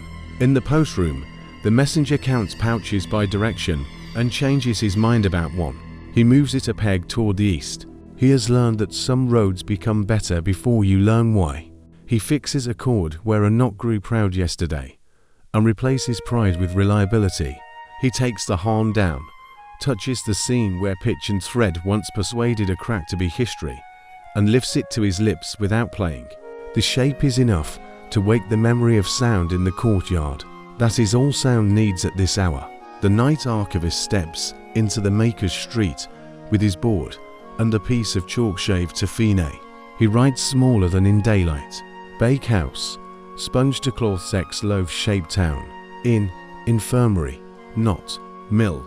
Gate hand width wheel agreed stones at temper. Key, ring true first push, generous current. Buyer, milk rhythm cat waiting terms boy careful pale. Die, bath considering skein tied 3 times. Rope walk, hooks oiled crank ready strands acquainted. Post, pouch is east not reformed horn remembered.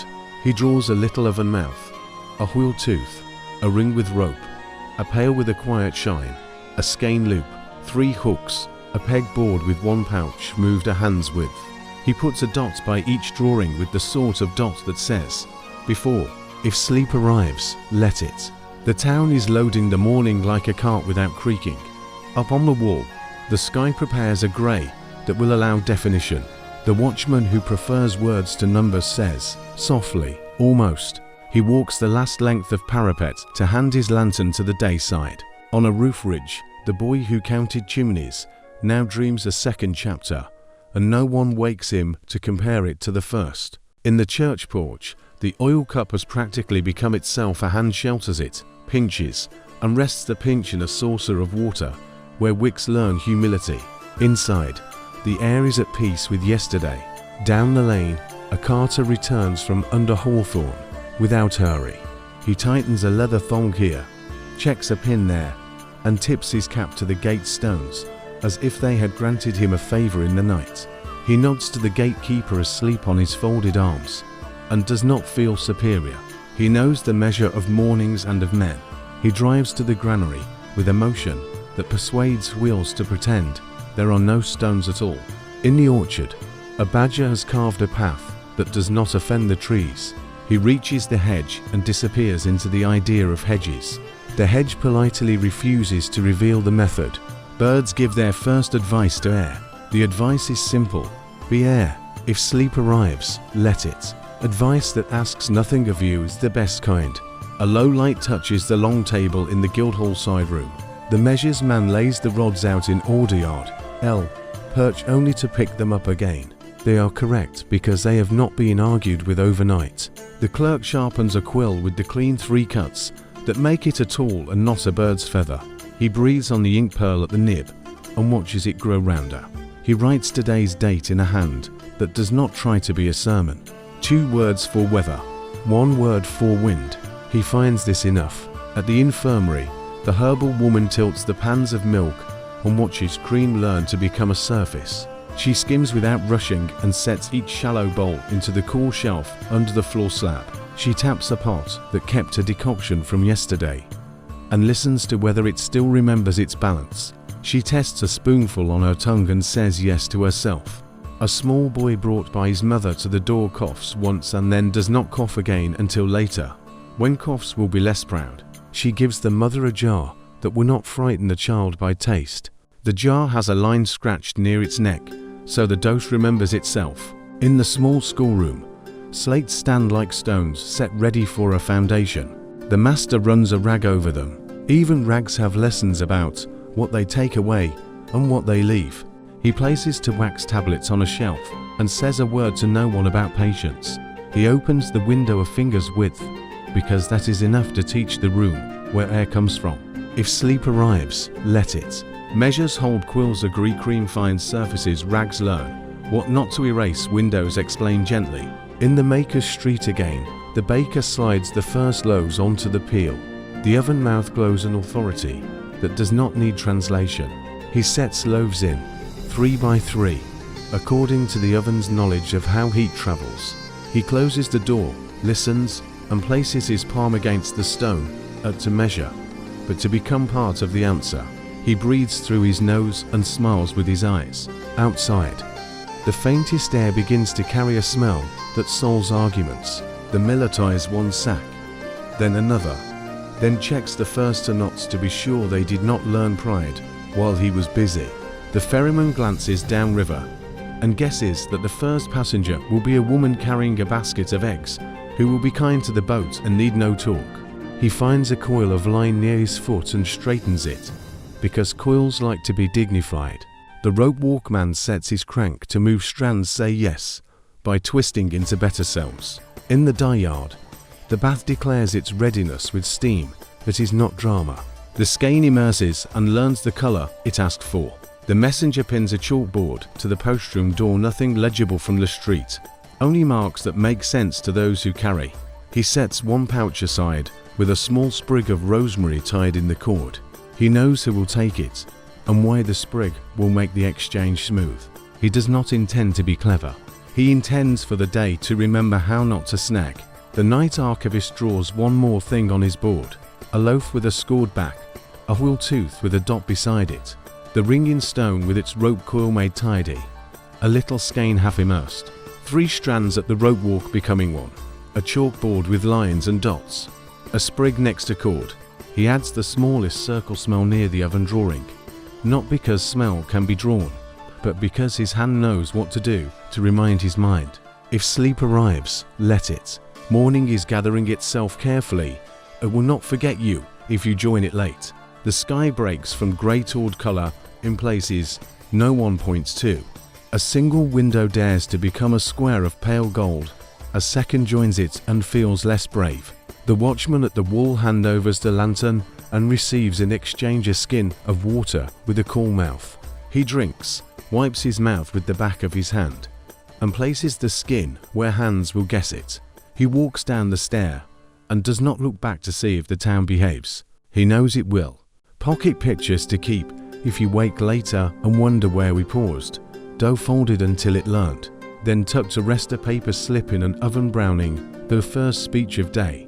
The mill gate lifted the width of a hand, and the wheel accepting a ringing keystone, with rope waking under palm milk dropping into a pail, with a cat counting silently, a skein tied at 3 points waiting over a stick, 3 hooks at the rope walk glimmering with a whisper of oil, a pouch moved 1 peg east, a chalkboard on a postroom door, lines and dots like a secret, not trying to hide, a loaf scored, a coil straightened, a sprig of rosemary telling a message to be gentle, cream finding a surface it can be proud of without saying so.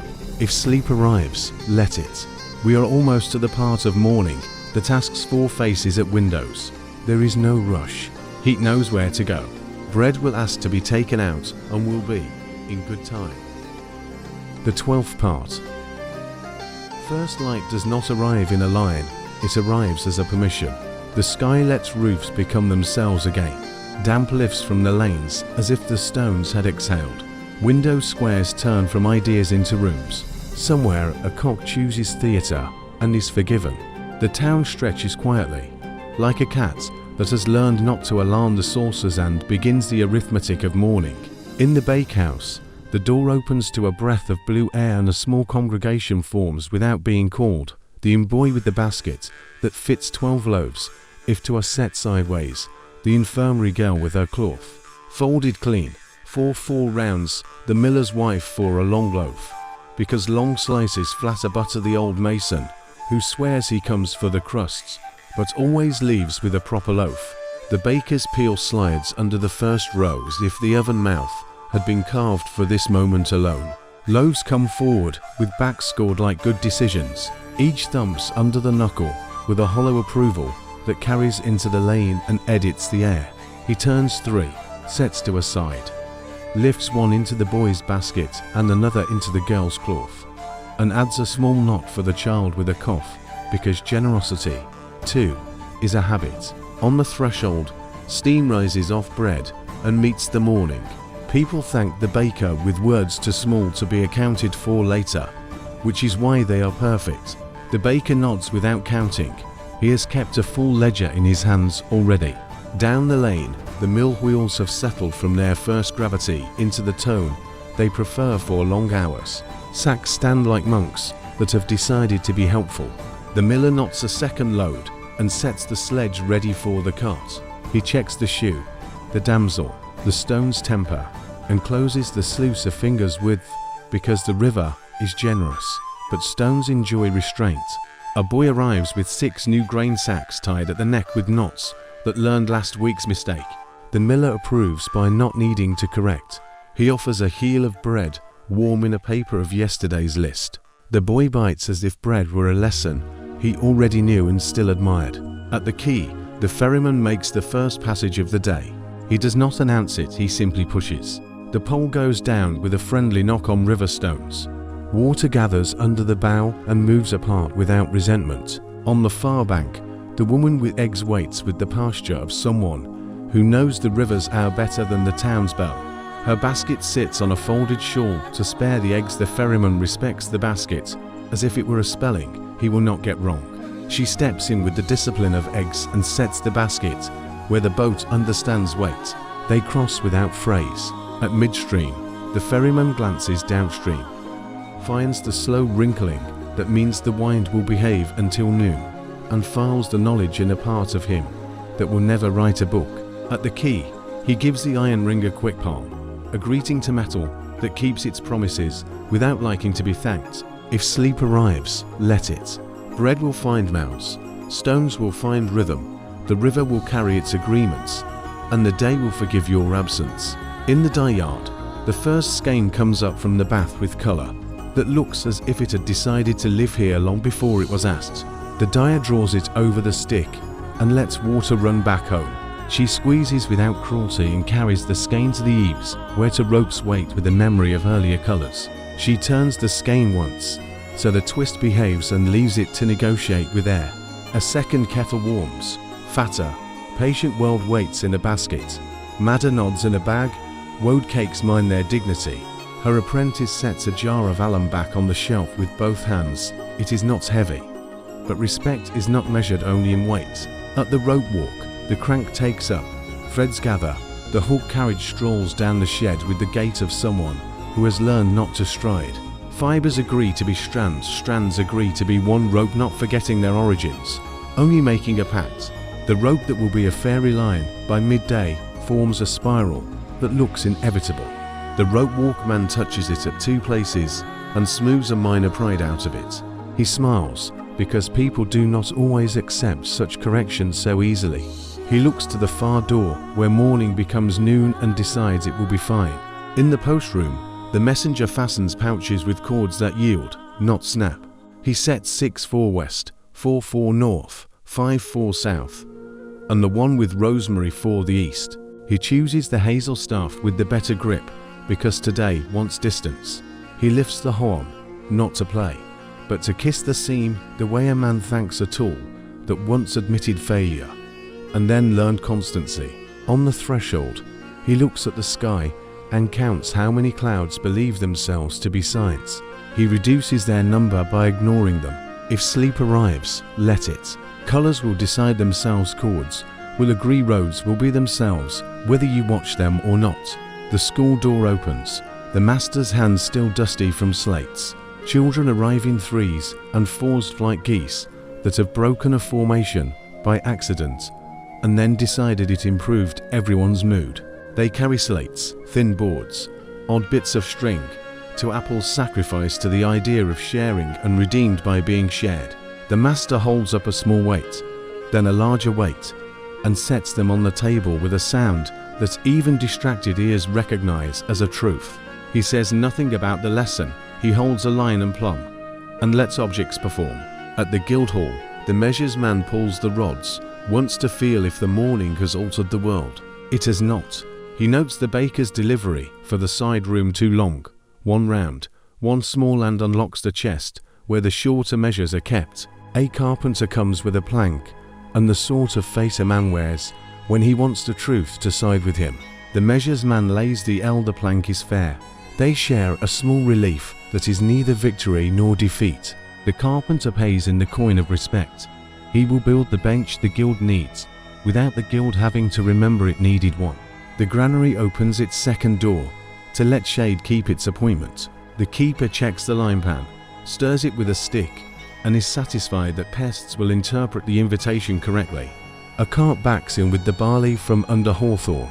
The horse shakes its head like a book closing and is patted for good reading. The keeper counts slashes at the base of stacks and adds one with a mark that says both number and mood. If sleep arrives, let it. Truths that fit in a hand will continue to be true. The town knows how to make weights act polite. Along the lane of makers, a smith draws last night's banked fire into a persuasion that can talk to iron Without shouting, he lays a small bar to drink the colour it needs. His striker is late by 1 minute and arrives without shame. The smith looks once and forgives because forgiveness is good for iron. They begin the hammering with a rhythm that does not disturb the neighbour's bread. Sparks make gentle arithmetic in the air. A hinge, tomorrow's hinge, takes a bend and understands it is being taught loyalty. The wood turner fits fresh-cut greenwood between centres and begins to bring a bowl out of a log. Curly ribbons fall and refuse to argue with the floor. He measures the wall by thumb and the memory of soup. He thinks of a woman who will lift this bowl and forget to thank it because it did its work too well to be noticed. He smiles and makes the foot a little wider for honesty. The glazier lifts the cloth from yesterday's panel and holds it at arm's length where morning can read it. Colours that look shy by lamplight become citizens of day. He taps a leading seam where it fancied being uneven and persuades it to applaud instead. He lays the panel back under the cloth because glass likes modesty between accomplishments. If sleep arrives, let it. Iron will reconcile with itself, wood will turn into usefulness, glass will remember its vow to light. On the green, stalls grow like sentences that prefer plain words. Fish on rush mats with eyes that still remember sea apples, wanting to be compared by strangers a crock of curds. For those who like the sour honesty of cows, a skein of blue promising to behave around shoulders, a stack of bowls that do not suspect they will meet spoons today. The market does not open with a shout, it opens by a refusal to keep being closed. People arrive in the manner of doors that know they were built to be used. The air learns to speak bread, fish, cloth, apple, and to keep its grammar clear. The inn sets 3 tables into the lane with benches that have survived 2 winters and have decided to survive a 3rd. A jug of small ale thinks about mugs. The host says nothing clever and flourishes nothing. He wipes a table with a clean rag. If making room for stories was a trade with rules, at the infirmary threshold, the herbal woman hands the jar with the scratched line to the mother from earlier. She says 5 words and all 5 are about gentleness. The child tilts the jar, tastes, and decides not to cry because the taste is not betrayal. He watches the bees at the rosemary and considers their courage. He reports none of this to anyone. The woman lays her hand on his head and files the texture of his hair in the drawer where good signs are kept. If sleep arrives, let it. Markets propose doors, oblige remedies, keep their promises better when no one is afraid of them. The night archivist stands under the Guildhall eaves and writes the morning into the language he uses when he trusts at all. Bakehouse loaves distributed.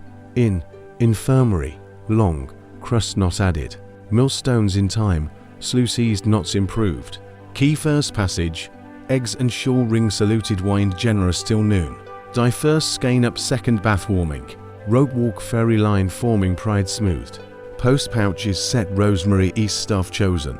School weight speak line approves. Guildhall fair bench promised. Granary barley in lime steady slashes honest. Smith fire persuaded hinge taught loyalty. Turn bowl foot widen for truth. Glass panel tapped modest again. Market plain words learned. In tables wiped. Infirmary line marked jar bees as tutors. He draws quickly. A loaf scored back a wool tooth. A ring with a palm print, a skein loop. A rope spiral, a pouch with a sprig. To weights on a board, an L across a plank, a slash mark, a hinge curve, a bowl foot, a lead seam, a fish. I a table wiped, a jar with a scratch to bees like karmas. The chalk leaves a dust that will wash away by rain and memory will hold instead. If sleep arrives, let it. Morning has formed the sentence it intends to say and will be content to repeat it until noon without losing its temper. Pocket pictures for later. When you drift back, steam rising from the first loaves and meeting the blue of a lane, the ferryman's pole greeting river stones and eggs riding a boat, as if boats were invented for eggs, a skein crossing from Bath to Ayr and deciding to keep its colour, 3 strands becoming 1 rope under a hand that removes pride like lint, a hazel staff with a better grip and a sprig of rosemary tied where a knot might otherwise be rude, to wait speaking by sound. In a school where words have the day off, an L that matches the plank and causes relief instead of victory lime stirred. A horse thanked. Slashes counted, and amended a hinge taught to be faithful, a bowl widened at the foot, so soup will trust it a panels, lead seem persuaded, to applaud fish-like punctuation on rush mats, a table wiped, as if that were the town's oldest. Laura scratched line near a jar's neck, instructing medicine, to remember proportion bees at rosemary, teaching without trying. Bread and bell will finish the rest of the sentences. You may let them. The 13th part. Midday does not ring like triumph, it arrives like a decision to be kind. The sun climbs to a place where shadows choose shortness, and then, satisfied, stop climbing. Roofs grow quiet under heat that never scolds, only persuades. Lanes bleach a tone lighter. Windows, which took morning seriously, loosen their focus and become frames for drift. The river keeps pace with light and trades its dark stories for bright ones. On the green, voices find the register, where barter becomes conversation and conversation becomes a way of counting blessings without sounding foolish. At the bakehouse door, the last of the morning loaves cools on a board that has learned the shape of heat. The baker lays a damp cloth nearby to keep crusts from learning. Pride that would resist a knife. Pride is for ceremonies, not for lunch. He cuts one round into halves, and then into quarters, and sets a wedge or a plate with 2 slices of cheese, an onion, and a twist of salt, made by a hand that cares how salt looks when it behaves. He sits on the step and eats with the gravity that good food deserves. His daughter leans against his sleeve to borrow that gravity and turns it into laughter at a crumb that insists on sticking to her lip. A fly considers the plate and is discouraged without a sermon. The baker pours a cup of small ale that earlier belonged to morning and now belongs to noon. He shares half of it with a swallow of well water, and the cup finds its better self. If sleep arrives, let it. Bread has called into kindness. Cheese has remembered how milk becomes patience. Water has remembered why buckets were invented. Beyond the bakehouse, the green collects lunch with the dignity of a table that invites everyone. A fishmonger finished selling what ice never promised to keep, and eats a heel with a curl of smoke-dried fish folded inside as if secrets should be savory. A dyer, hands stained with truth, holds her bread by the edges like a cloth. She will not wrinkle and smiles at the idea of yellow explaining itself to blue. The rope-walk man sits with a coil beside him because a coil likes company. He tears bread with the same measured twist. He gives strands and dips it in a bowl of peas that chose tenderness over argument. To carpenters share an apple by alternating bites until the core convinces them they have agreed enough. Across the way, a carter loosens a strap and leans back on his load. The horse steals a mouthful of shade without apology.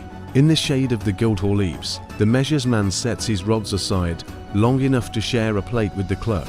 The clerk feeds the pen a crumb of bread because he has learned that pens like to be included in the life they recording becomes braver with witness. They trade for sentences about the plank that match the L and then stop because justice finished earlier and does not need applause. The clerk wipes the table with the same rag the host used in the morning. Rags that work to trades become elder citizens. Noon makes ladders of heat against the smithy door. Inside, the smith lets the fire rest and the iron relax into a calmer color. He eats slowly because hammers do not respect men who believe speed earns a favor. His striker peels an onion with the carefulness of someone who has met tares before and learned that onions do not deserve blame for a human weather.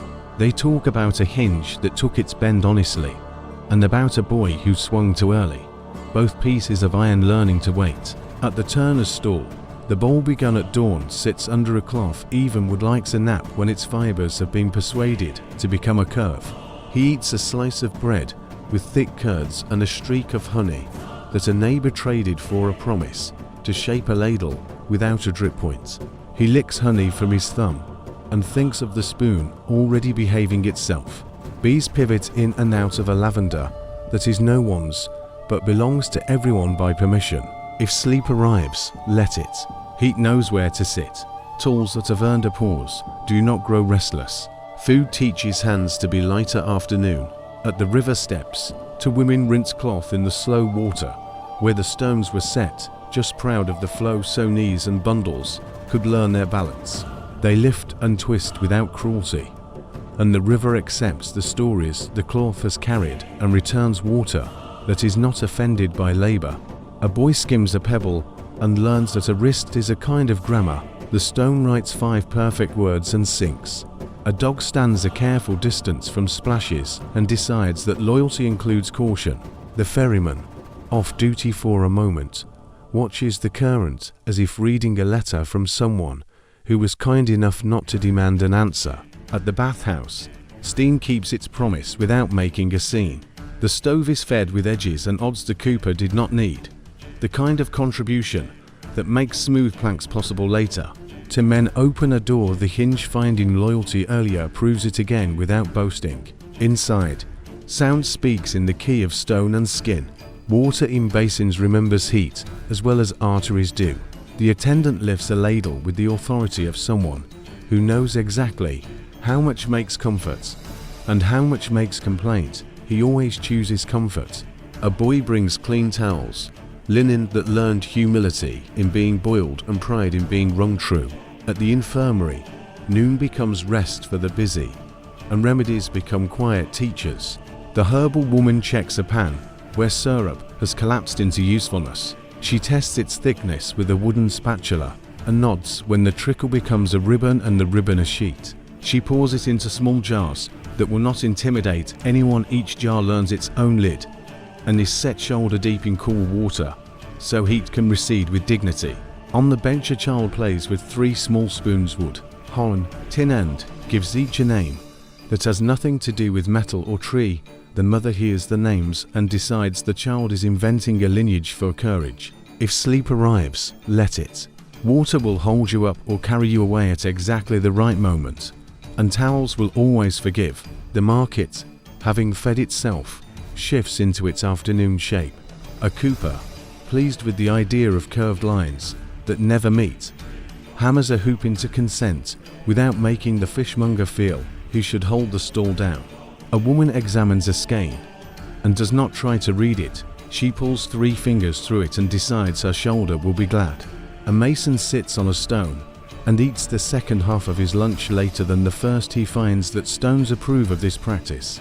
A child drags a stick in dust and draws a house where every window has a cat and every door has a ring. 4 fairy ropes. The drawing pleases the child, and the dust forgives the innovation.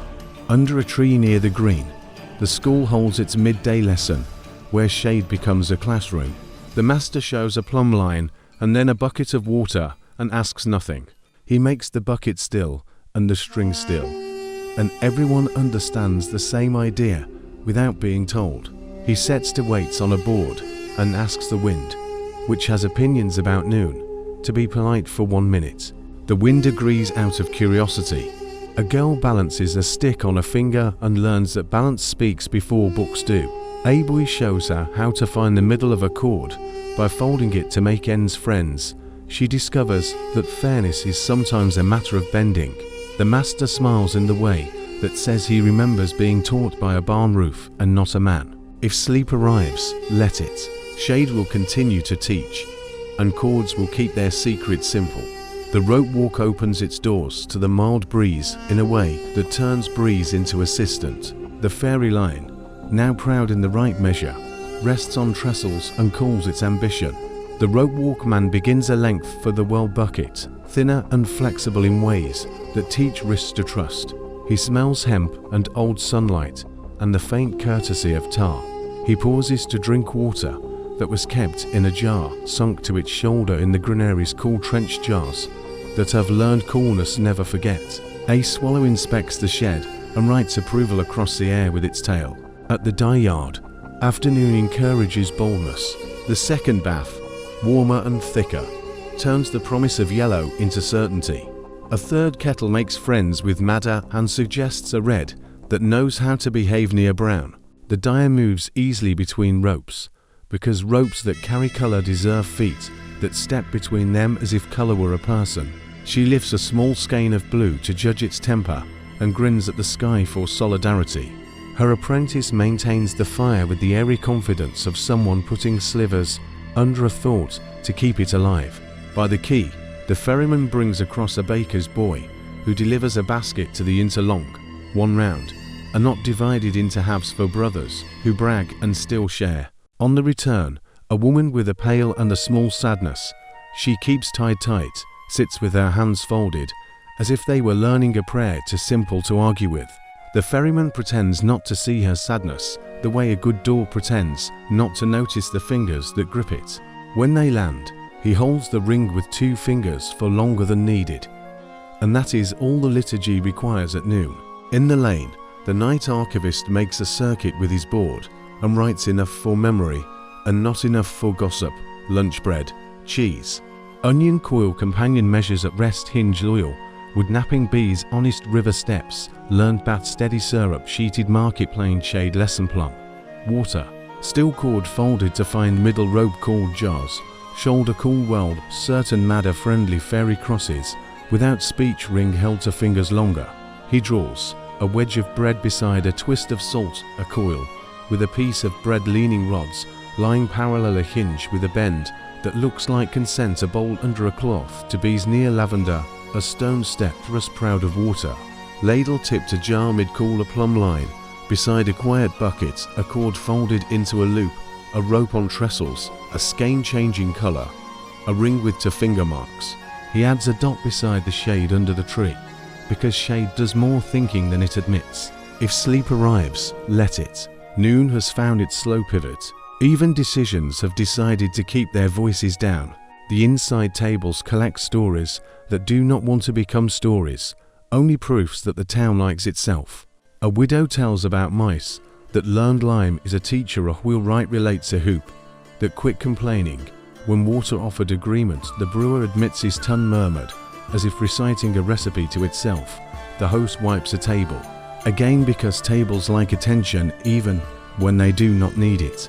The small whale thinks about second mugs and decides it can be polite.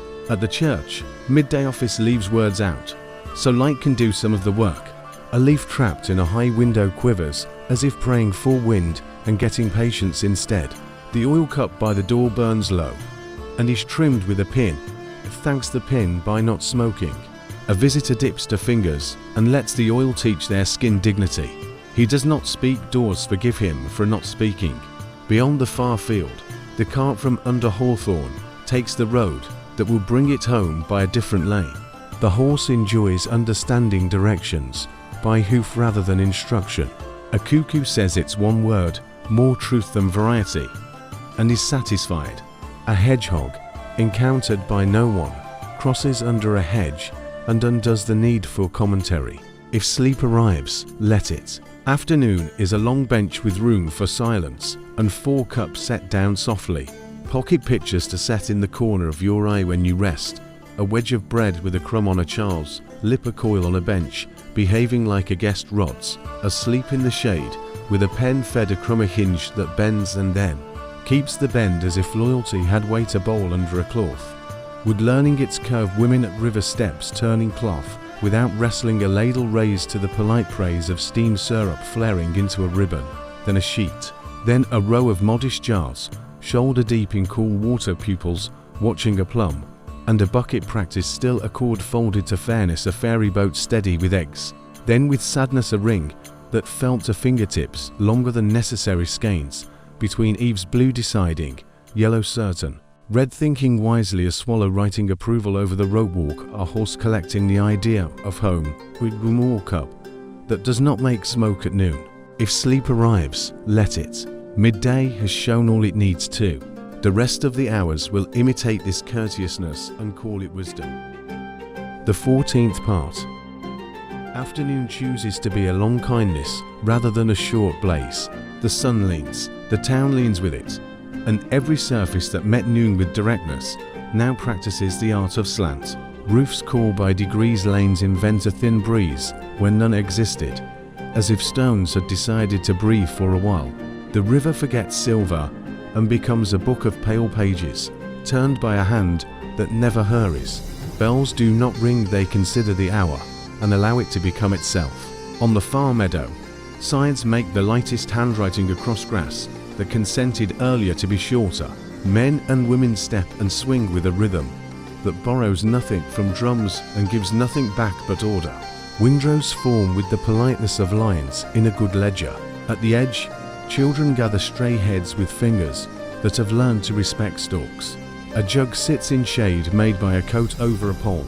The coat looks like a tree that forgot leaves but remembered generosity. When the jug tilts, water surprises the mouth and then behaves. A dog watches swallows stitch the air and decides that the sky has its own trade. If sleep arrives, let it. The field will not rush you. Grass is already agreeing with evening. By the orchard, ladders lean without vanity. Apples foil the light with skins that learned color in a different conversation. A girl counts 5 that should come down and takes 4, leaving 1 for birds and the pleasure of sparing something. Her brother tests a rung, finds it sound, and does not think about falling, because the ladder has convinced him that falling is not on the list today. Their father turns a basket with both hands, so its weight will settle where the path will be kind to knees. A wasp visits, and is sent away by a wrist that learned diplomacy from river reeds. On the river itself, the ferryman finds the day's quietest crossing. He brings over a cooper with a hoop that hasn't yet accepted its circle on the return. He carries no one, and receives the river's advice about nothing in particular. By the keystone, the iron ring suffers a palm, and the ferryman feels the way metal that keeps its shape teaches men to keep theirs. He places a small pebble on the ring's base, no reason anyone else would need to know, and carries the sense of a completed sentence into the next hour. Down the maker's street, shutters fold like tired knees. The smith completes a hinge's twin and arranges them together on the bench with the look of brothers who will not quarrel.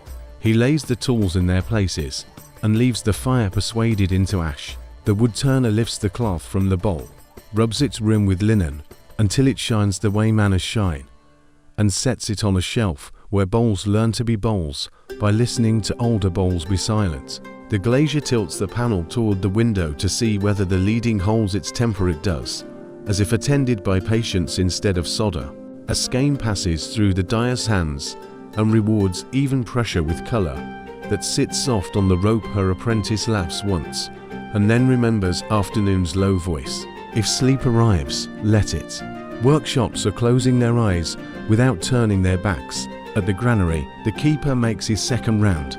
He taps the bases of stacks to ask whether mice have tried politics. The stacks answer by being entirely uninteresting to criminals. He takes the chalk and makes the slashes where one was promised earlier. Then something like a smile that is not a mouth, only a mark.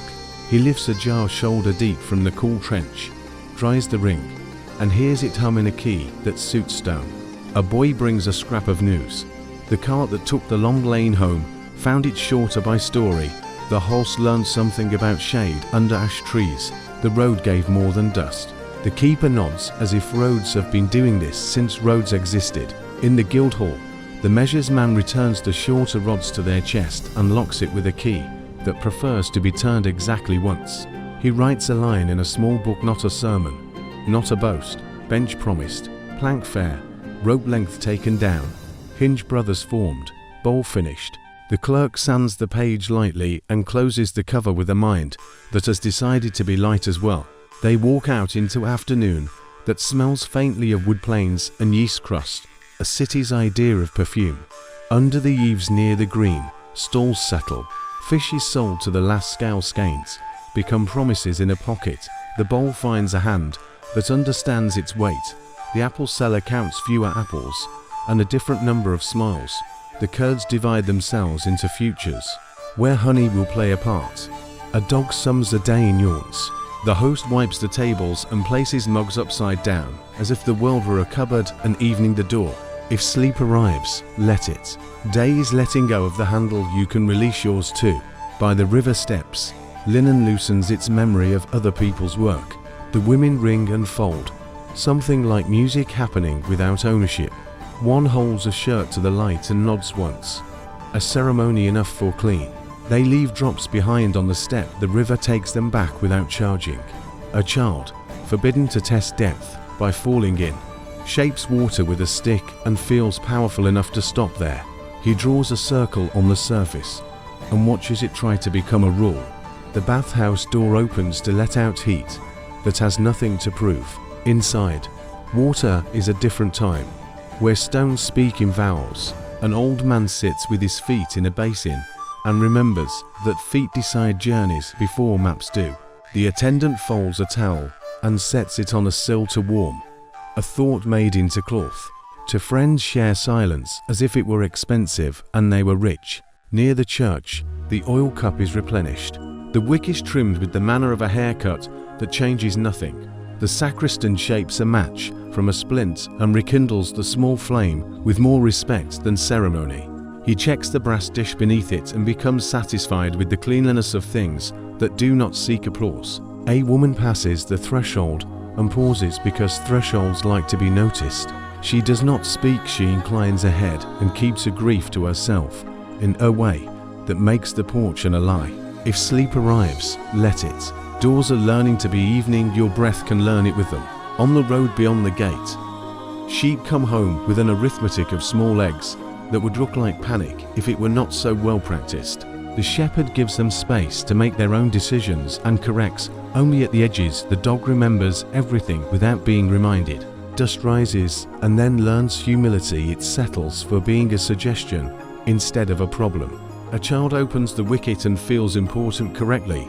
The flock surges with courtesy and the pen accepts them. If all days ended so simply, the shepherd counts aloud with his hands in his pockets. One more. Enough, and the dog agrees. In the lane near the rope walk, a boy who wants a story that will not cause trouble sits under a stake and watches the rope that called at noon accept its assignment around a bucket. He places the bucket on its side and rolls it a little to show the rope a good future. The rope makes no promises and will keep them all. The boy tries a knot, the kind that will open before it argues, and gets it right by making it wrong once without shame. He ties it again, more gently, and receives the reward all good knots offer, a sense of being held by something that will let go when asked. At the infirmary, the herbal woman goes outside with a broom to do nothing more than reintroduce the doorway to its own threshold. Tiny leaves move out of the way and find dignity beside stones. She brings the jar she called earlier and dries their shoulders, writing with a cloth a script that no one needs to read. She thinks of the mother who will return at sundown with the child who coughed, and hopes for the silence that is not empty, but full of breath well used. If sleep arrives, let it. Animals are indoors, jars are dry, knots are kind, thresholds clean. The night archivist walks through this light the way a quill walks a page. He writes on his board, meadow windrows in order, jug shared, dog learned sky trade, orchard ladders honest, fifth apple spared, river quietist crossing ring pebble placed, maker's hinge twins bowl finished panel patient skein soft, granary stacks unpolitical jar, hum true road generous, guild bench promised again, this time by shade, market stalls folded curds predicted honey, steps linen clean acknowledged, bad's silence rich towel warmed, church wick trimmed threshold allied grief, flock pen accepted dog remembered, rope bucket assigned not polite, infirmary shoulders dried evening hoped. He draws quickly, scythe curved basket with apples, and one on branch ring with pebble pair of hinges, bowl rim rubbed bright glass panel symbol soft skein jar lifted from water, a small key turning once, to mugs upside down a step, with 3 drops towel on sill tiny flame sheet gate latch a knot, that will agree to be opened a broom sweeping not dirt, but distance. He adds a dot halfway between sun and roofline, the town's eyelid. If sleep arrives, let it. The hour belongs to mercy. By the quay, the ferryman ties the boat with the afternoon rope, not the morning rope, because afternoon has a habit of second opinions, and this rope likes to listen. He puts his hand on the iron ring, feels the cool come back into metal, and thanks the ring for being exactly itself again. He lifts the pebble he placed earlier and flips it into the river, which answers by not answering. It's all the courtesy that keeps fairies from becoming parables. In the green shade, two neighbors talk about fences with sticks, but leave the ground unmarked. They arrive at a line no one will draw because both will honor it without drawing. The host tips a bucket along the lane, so dust will prepare itself for evening feet. The water performs a brief miracle, and then belongs to earth again. A swallow low cuts the air like a blade that decides not to cut. At the bakehouse, the daughter who borrowed her father's gravity in the morning borrows it again, to set aside 2 small loaves for anyone who forgot a coin. She does not tell anyone she has done this. The ledger that counts such things lives somewhere other than paper. If sleep arrives, let it. Charity has already found a seat. The schoolroom, called by afternoon's patients, gathers 3 children who stay to finish something honest. They measure a table by steps and then check with a cord. The table does not feel judged, only understood. The master shows how a circle becomes a wheel without being a sermon about wheels. He draws once, wipes once, and the board learns the quiet pride of things that were clear and have been put away. In the smithy doorway, where heat behaves like a tame thought, to sparrows inspect the quenching trough and decide water is not discussing them. They leave and reform their opinion near the gutter, where gutter and sparrow understand each other perfectly. The smith smiles and locks the door because sparrows are not employees. The bell for evening office prepares its tongue. The sacristan lifts the rope and tests its lay. It falls without uncoiling, the mark of a good rope. He will ring soon with fewer strokes than the bell is proud of. Evening approves of modesty. If sleep arrives, let it. Bells will do the remembering you do not want to do. Pocket pictures to keep under the lids until evening turns to night.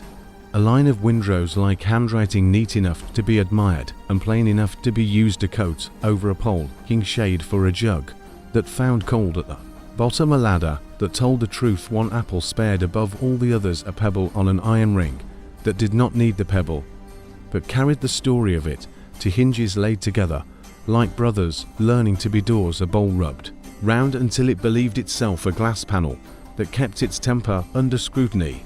A jar lifted from cool water and humming to stone. A key turning once and knowing that once is sufficient. Mugs set upside down like polite roofs.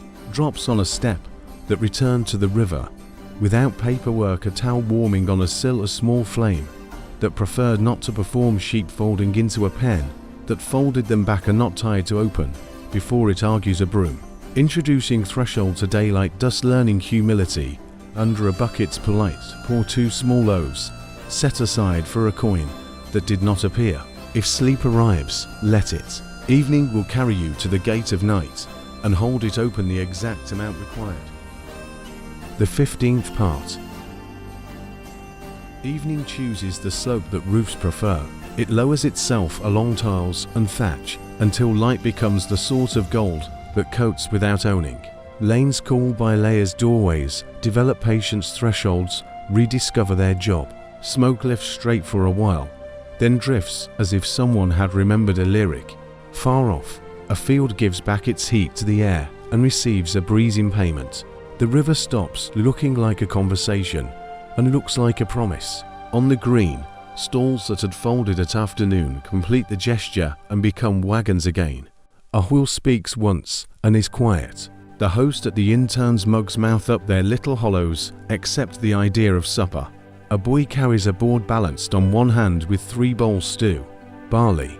Greens. He moves as carefully as a sentence that wants no corrections.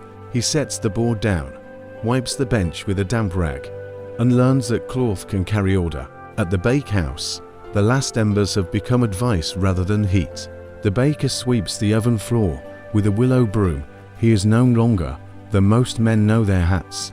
He hangs the broom by its loop, a knot that opens before it argues, and shuts the iron door with a touch that tells iron the day has been honest. His daughter counts the 2 small loaves kept aside. They are still aside. She nods at the ledger that is not on paper.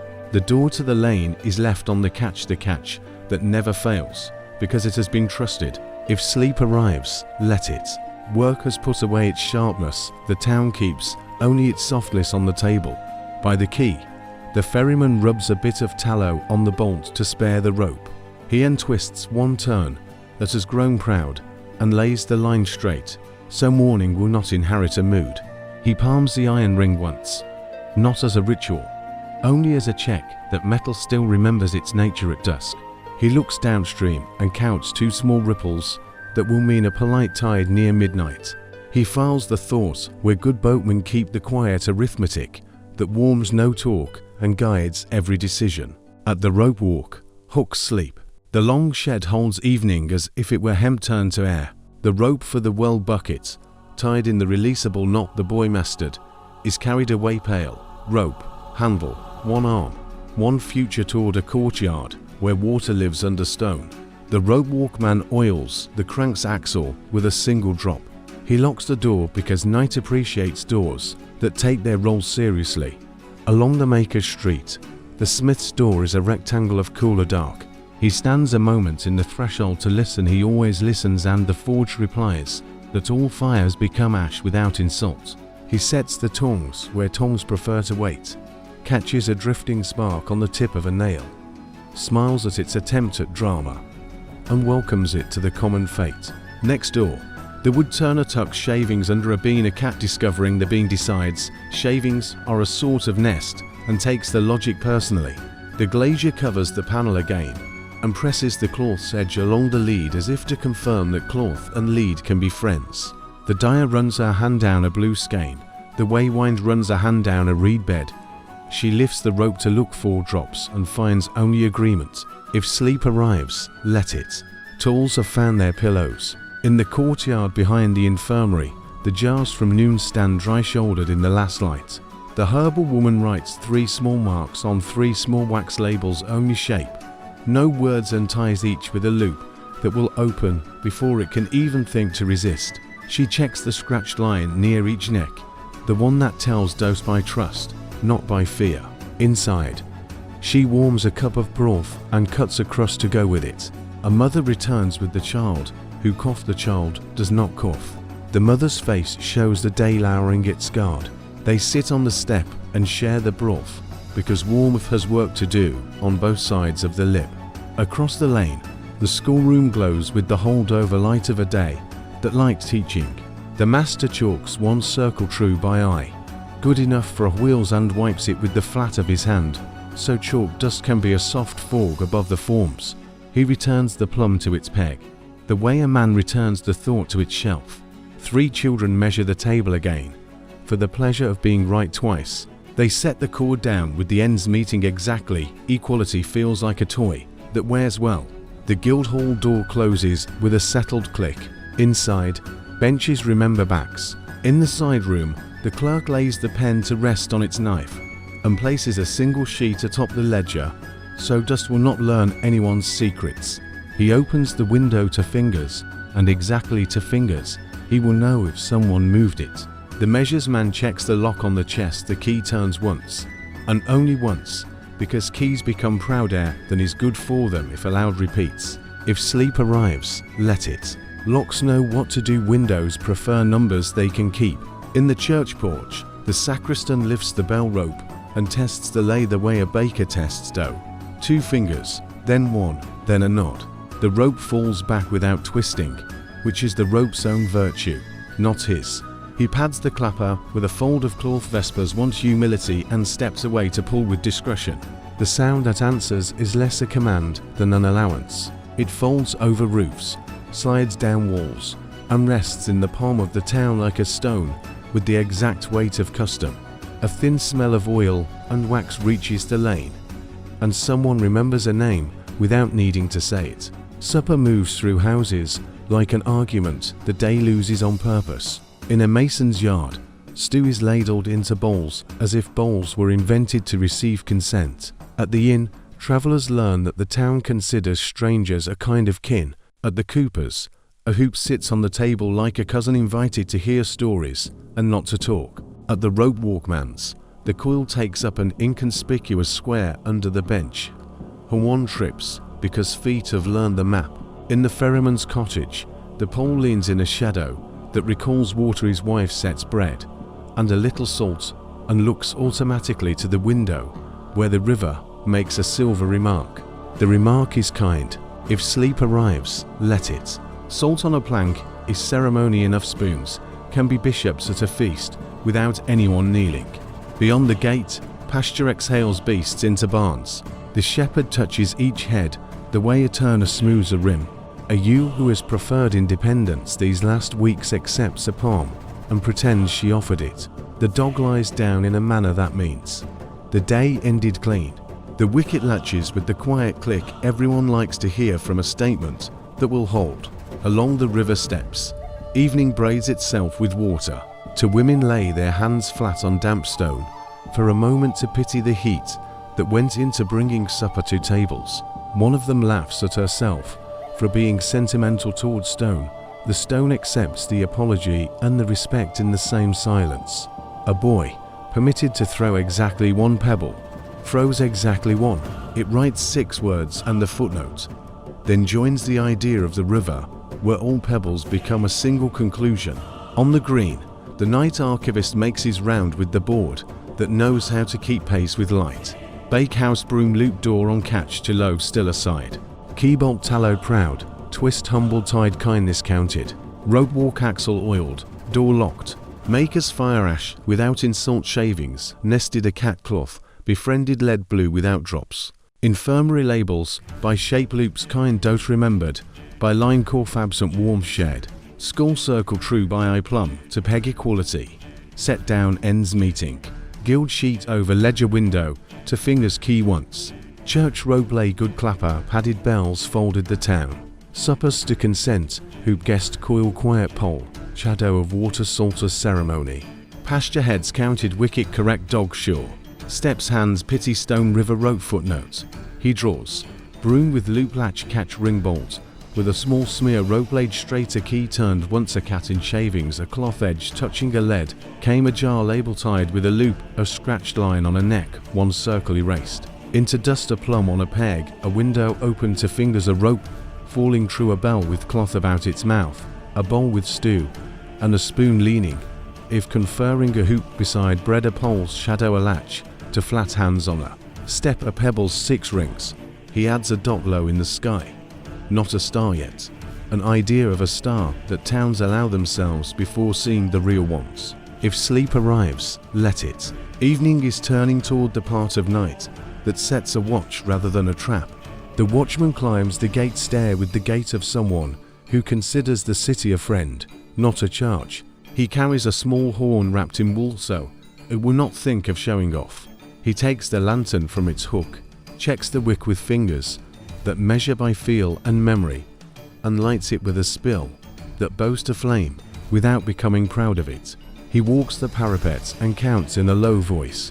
One roof with a loft shutter open, one with it closed, one alley where cats will be parliament, one where no one has business, one window with a lamp early, one that will argue about bedtime, a cloud that thinks about rain and does not commit. At the edge of the lane, a storyteller who never asks to be paid sets himself on a step and begins to tell a story too short to excite, too long to end, without leaving the air better than it found it. He talks about a bridge where people learn to wait their turn by watching water carry sticks under and never once demand applause. Children lean with their knees and forget their elbows. Their elders nod at the water in the story because water is the only character that never plays anyone false. He ends before the ending. No one complains. The town likes to finish stories quietly in its kitchens. If sleep arrives, let it. Stories know the way home. They do not require escorts. Now the lamps come, one at a time along the Maker's Street. Then 2 in the inn, one in the Guildhall window that is not the official window, but the human one. Another in the infirmary. 3 in houses where hands have learned not to shout at light. Wicks are trimmed with pins, flames take their size like tails of quiet comets. Oil cups are refilled not to the brim but to the confident lion. Lanterns find their corners. Where shutters close, they close with the right sentence. Where windows stay, they stay with the right argument. At the quay, water reflects fewer things but means them more. The ferryman looks once more to the ring, then to the boat, then to the sky.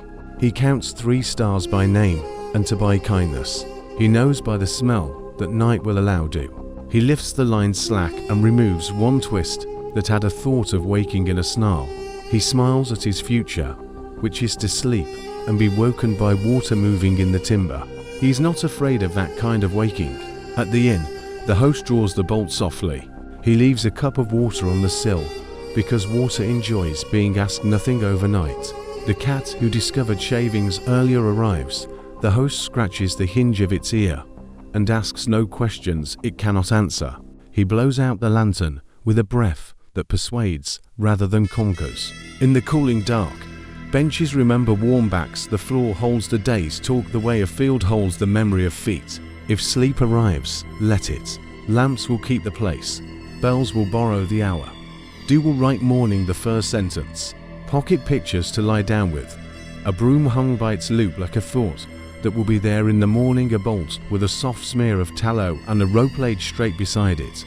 Obliging as a line on a page, a key turned once. Refusing vanity, a cat moulded into shavings, as if comfort were a craft, a cloth's edge blessing a lead seam, a jar's tiny wax tag tied with a loop that refuses to fight a scratch line, that remembers proportion without math, a chalk circle erased with one flat hand, a window measured in fingers, a bell mouth wrapped in cloth, a spoon leaning toward a bowl like a friend, a hoop at supper like a guest who knows when to be quiet, a shepherd's hand making you decide. She invented manners to palms on a cool step, a pebble's rings counting themselves, and then deciding to join the rivers, answer a lantern taking its proper size, 3 known stars, and to kind ones a cup left 4 night on a sill. House breathing, if sleep arrives, let it. The town has set its watch with kindness. It will keep your place. The 16th part. Night is not an opposite, it is a fold. It turns the day inward until streets feel like the inside of a hand. Roofs let the last warmth out by consent. Windows keep their promises in small flames. The town draws its breath through keyholes and under doors, and is satisfied with a slower exchange. Far fields lie open, as if they had remembered a pasture from before fences. The river polishes a darker sentence and lays it along the quay, where iron rings and boat ribs read it without moving their lips. At the gate, the watchman begins his first slow round, lantern tucked against his chest, horn wrapped in wool. He steps with feet that know each stone by its small floor. He counts by habit, not suspicion. One shutter that prefers a crack, one that hugs tight, one cart wheel that leans politely into a wall, one cat parliament migrating to a bakery yard, for reasons bread understands. He lifts the lantern once to check the hinge he oiled last week, answers with silence the most respectful reply. He notes a rope that lies too close to the lane's puddle and moves it to hands toward dryness. The town approves without ceremony. If sleep arrives, let it. A steady foot on a wall walk is a lullaby older than songs. In the church, the last office settles like a shawl. The sacristan trims the wick with the patience of someone who has seen years behave the way flames behave, best when guided, never bullied. A bell speaks twice into cloth and calls no one from bed, only answers the idea that hours want markers. To figures kneel where floorboards remember knees, their breath is the only choir required. The little oil cup on the threshold holds a small horizon. Amorth describes slow ideas in its light and survives. Across the close, a scribe works by lamp in a small room that understands both silence and rustle. His quill has the temper of a good guest, asks little, leaves grace. He copies a page with 3 diagrams and 4 sentences and a margin where his future self will be glad of mercy. He warms the ink by cupping the hon, rubs grit with a tooth of pumice until a blemish decides to be less ambitious, unrolls the next leaf with a bone that has forgotten being bone and learned precision. Through the open pane, night air becomes a partner, the lamp lowers to meet it. The scribe smiles when the lines converge as if guided by someone cleverer than he is. He thanks his hand by resting it. In a courtyard off the lane, a cooper lays a hoop on a belly of oak staves and tests the join with fingertip taps soft enough to keep neighbors asleep. The metal sounds back in a tone that means willing. He takes one wedge, persuades it to help, and stops before satisfaction gets greedy. He breathes into cup palms and says nothing to the barrel that the barrel does not already know. On a sill, a cup of water gathers the first thin skin of cold and becomes suddenly better to drink. If sleep arrives, let it. Ink will keep its line, hoops will learn their circle while you rest. Down by the quay, the ferryman steps out again, not to cross, only to listen. Tide hum builds the thought it promised at dusk. Rope on iron ring has settled the smear of tallow, does its quiet arithmetic, sparing fibers their quarrel with rust. He lifts the bow a thumb's width to teach it not to drink for the sake of drinking, then lets the stern kiss stone and remember why boats are affectionate by design. He traces the water's skin with the lantern's circle and counts stars in ripples. He does not name them all. Some lights prefer privacy. On the green, where day had argued the price of fish and thread and bowls, the dew arrives. It begins in the air as courtesy and settles as doctrine. Benches that bore backs all afternoon now ask nothing. A dog rolls once and learns a new set of smells. For the same ground, he becomes professor of lane and lawn in a curriculum, or on can write down. Farther along, the rope walk roof takes due as a compliment ropes inside sleep, the eve curves were beds. The night archivist makes his next round, with steps the town has already practiced. He writes on his board, the way do writes on cross slightly and enough. Watch hinge well, rope rescued from puddle. Shutters content, church to strokes in cloth. Flame trimmed, morph unharmed. Scribe leaf rule true, bone obedient, ink warm. Cooper hoop willing, wedge kind, barrel patient. Key tallows arithmetic, bow taught moderation. Stern affectionate, green dew doctrine dog professor. Rope walk roof compliment curves asleep. He sketches quickly. A hinge with no gap, a lantern circle on stone, a wick trimmed by small scissors, a marginal hand, making a letter honest, a hoop ring touching stave, a ring and lined with a droplet, not falling, 3 stars asleep. In ripples 3 dew beads, a longer bench plank, a dog spiral in grass, a roof scalloped with wetness. He adds a dot the size of a bean above the gate. Watching is a shape, not a word. If sleep arrives, let it. The ledger of night has many blanks on purpose. At the bakehouse, absence is an ingredient. The oven sleeps, the door remembers heat by smell. On a side table, the baker's daughter sets 2 small lumps of dough left from the morning into a clay pot. She feeds them with a handful of flour and enough water to make them curious. The pot answers by moving the way breath moves under cloth. She covers it and tucks it near a warm brick that is not hot. The way you tuck a child near a story that ended properly and promises more. A cat enters, checks for mice, forgives the lack, and chooses to be furniture. The girl writes nothing down, her ledger is the pot itself. In the infirmary, beds hold their people as if the beds had studied compassion. The herbal woman listens to a chest quietly and puts 3 drops on her tongue. She counts to a number, only she uses 4 children, and closes a window to fingers against damp. At the door, she reheats a stone and wraps it in cloth to keep feet convinced that rest is welcome.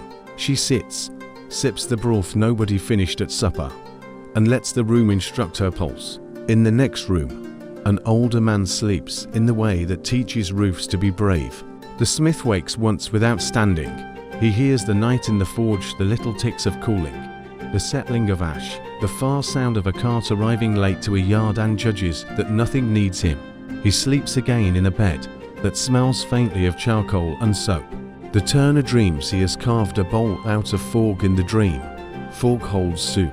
The dream is pleased with itself and ends. If sleep arrives, let it. Rooms know how to be rooms. Without you, breath understands its trade. A small rain begins that means harm to no one. It makes the town new and does not brag. The watchman pulls his hood forward and walks the parapet with the gait of someone who accepts being counted on. He pauses over the gate arch and looks down at the road where 2 puddles remember who's from yesterday and pretend to be moons. He lifts the lantern so as the light will not scold the rain but greet it. The rain greets back in a dialect of taps and mutters. He thinks of roofs he has helped patch, beams he has watched go in, ladders he has held. He carries the weight of a place with a lightness learned from rope. Inside the church, the sacristan shields the little flame with a cupped hand during one breathy draught. The flame stays, not because of hands, but because of practice. In the scriptorium, the scribe puts his pen to a rest made from 2 old quills lashed together and sets a stone on the page corner so dawn air will not discover ambition too early. He pinches the wick down to a smaller obedience, puts a lid on ink, and ties it with a loop that will open before it argues in the morning. In his pocket, a crumb from supper has executed a loyalty to trousers that becomes absurd only at noon tomorrow. At the quay, the ferryman hears the rain drink the river and decides that boats are happiest underwater. That has been praised from above. He goes home by the longer lane so he can pass the rope-walk door and listen for the roof's answer to rain. The roof likes rain. He nods, as if at a neighbor across the street. If sleep arrives, let it. Rain speaks quietly, wood listens longer than stone remembers. In the Guildhall side room, the clerk wakes once because paper has dreams. 2. He puts the sheet that shields the ledger a thumb lower and is satisfied by the margin it grants.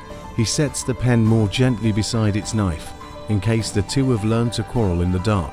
He closes the window to one finger's width and thinks, this is arithmetic that never reaches the page and does all the saving. Beyond the field walls, an owl writes its one word across the meadow and does not repeat it. Mice interpret and adjust their schedules. Sheep breed the grammar of hay. The dog, who promoted himself from scholar to dean after dusk, sleeps with a paw on a thought. A fox, who has been advised by Dew to be patient, accepts the counsel. The night archivist takes his last circuit before the long stillness. He writes, rain harm to no one roofs, pleased puddles playing moons.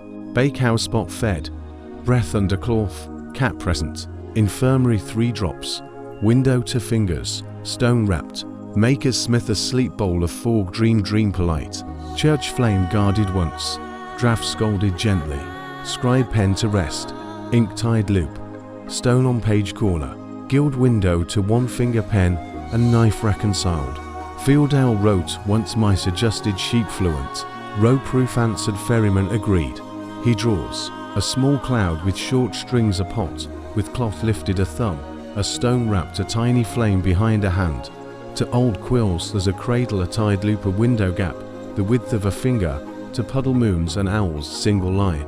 A roof tooth marked by rain, a cat declaring furniture, a bread starter moving like breath. Then he sits under the gild eaves, props the board on his knees and closes his eyes. He does not sleep, yet he waits until the town forgives him for not writing the rest. If sleep arrives, let it. Someone is awake with a lantern, and a place can breathe around you like a patient animal. Near midnight, the bell speaks only once to inform the town that nothing has been forgotten. The watchman answers, not with the horn, but by turning his head to the field where the owl wrote. He smiles because the bell and the owl have agreed to share a page. The inn's cup of water on the sill grows a thin ring of cool that could keep a dream alive. The cat in the turner's shavings makes a new decision about which way a spine wants to curve. In the infirmary, the child who coughed earlier turns over without coughing. The baker's pot gives one gentle sound as bubbles find each other and discover the oldest occupation in towns, to rise. Pocket pictures to lean against on the way into sleep. A hinge that answers with silence, a wool-wrapped horn that refuses theatre, a wick trimmed by patient hands, a quill pausing on a ruled line that meets its friend, a hoop consenting with a fingertip tap, a bow lifted thumb high from its drink, the ring's tallow smear spared by dew, a bench bead pearled, a dog composing a syllabus from smells, dough breathing under cloth, 3 drops lit like small moons. On a step a stone wrapped 4 feet, an ink horn tied with a loop that remembers kindness, a window measured in one finger, an owl's single word puddles pretending to be sky, rain teaching roofs to listen. If sleep arrives, let it. Night keeps your place with the same care, a ring keeps rope and a page keeps ink. The 17th part. Dawn does not arrive, it is permitted. Night folds itself into a narrower blue until roofs accept the new sentence and windows become opinions instead of flames. The town's breath changes, still slow, but interested. Smoke remembers itself. The river, which kept a darker promise, rubs its surface with light and finds it agreeable. Fields roll their shoulders and become work again, without any insult to rest. The watchman stops on the parapet and leans his forearms on the stone that knows his elbows. His lantern is out, by choice. Its glass cool as a thought set aside. He counts in a voice not meant to carry. One chimney beginning to declare, one cockerel rehearsing, one cart shifting weight of its own accord. He looks toward the road and sees the two puddles that pretended to be moons last night have agreed to be simple water again. He smiles because truth has its hours too. The bell speaks with a clarity that does not hurry. It is a name for the hour more than a command. The sacristan eyes seasoned, steps small lifts the rope and accords with it, not above it. He pinches the wick in the porch lamp with wetted fingers, then feeds it a slice of new oil, a ceremony, exactly the size of need. Inside, benches accept their quiet tasks. A single broom stands upright near the door, as if a person, ready to introduce the day to the floor. If sleep arrives, let it. Morning is a soft invitation. It does not require witnesses. At the bakehouse, the door to the oven learns heat again, the way old dogs learn new afternoons, steadily. The pot of starter, that breathed under cloth all night, answers the touch of flour by standing taller. The baker's daughter turns it with a wooden spoon that thinks it is a small war, pushing dough across a lake of its own making. He folds, she turns, he salts, she laughs once. Then both grow professional together. Loaves prove in their baskets, each with a flour fingerprint that will be art for no one and comfort for everyone. The baker cleans the peel with a communication of wrist and shoulder that wakes wood, but not neighbors. He sweeps the oven floor with the willow broom that slept well on its hook and, seeing ash behave as manners, nods. The first loaves go in and accept heat the way knowledge accepts correction. A cat sits in the doorway and confers with steam. When the baker's daughter cracks the door just enough to ask, the first smell goes into the lane and persuades even arguments to delay themselves until after breakfast. By the river, the ferryman lifts the bow from affection to attention. The tallow smear on the bolt is still kind from last night. Rope greets iron with the courtesy due to a ring that kept shape in the rain. He palms the line to warm it, steps aboard, and lets the pole think before it speaks. The first crossing carries a cooper's hoop that found its circle at midnight and a small sack of barley that became itself in a dark bin with a satisfied mouse dreaming elsewhere. Midstream, a heron considers policy and approves. If sleep arrives, let it. Boats argue only with impatience today. They have none. In the Maker's Street, doors open on rooms that have remembered each person's way of beginning. The smith lays a new fire with 3 sticks, like the legs of a modest animal, a scatter of kindling, and a breath learned from bellows. Charcoal wakes without theatre. Iron nearby turns from yesterday's story toward today's question. The wood turner brushes the bench, finds the bowl he dreamt of finishing, and finishes it with the actual tool that never dreams at all and yet knows perfect circles by heart. The glazier uncovers the panel and discovers that the lead's patience persisted through rain.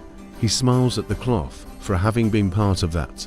The dyer lifts the blue skein that passed the drop test in dusk and teaches it to be string in morning.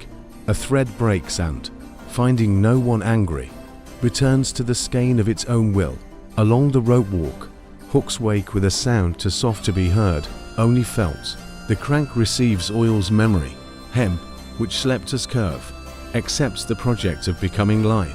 The rope walkman runs the length once with his palm, like a prayer that refuses to be words. Outside, the well bucket waits with last night's knot that will open when asked. He asks.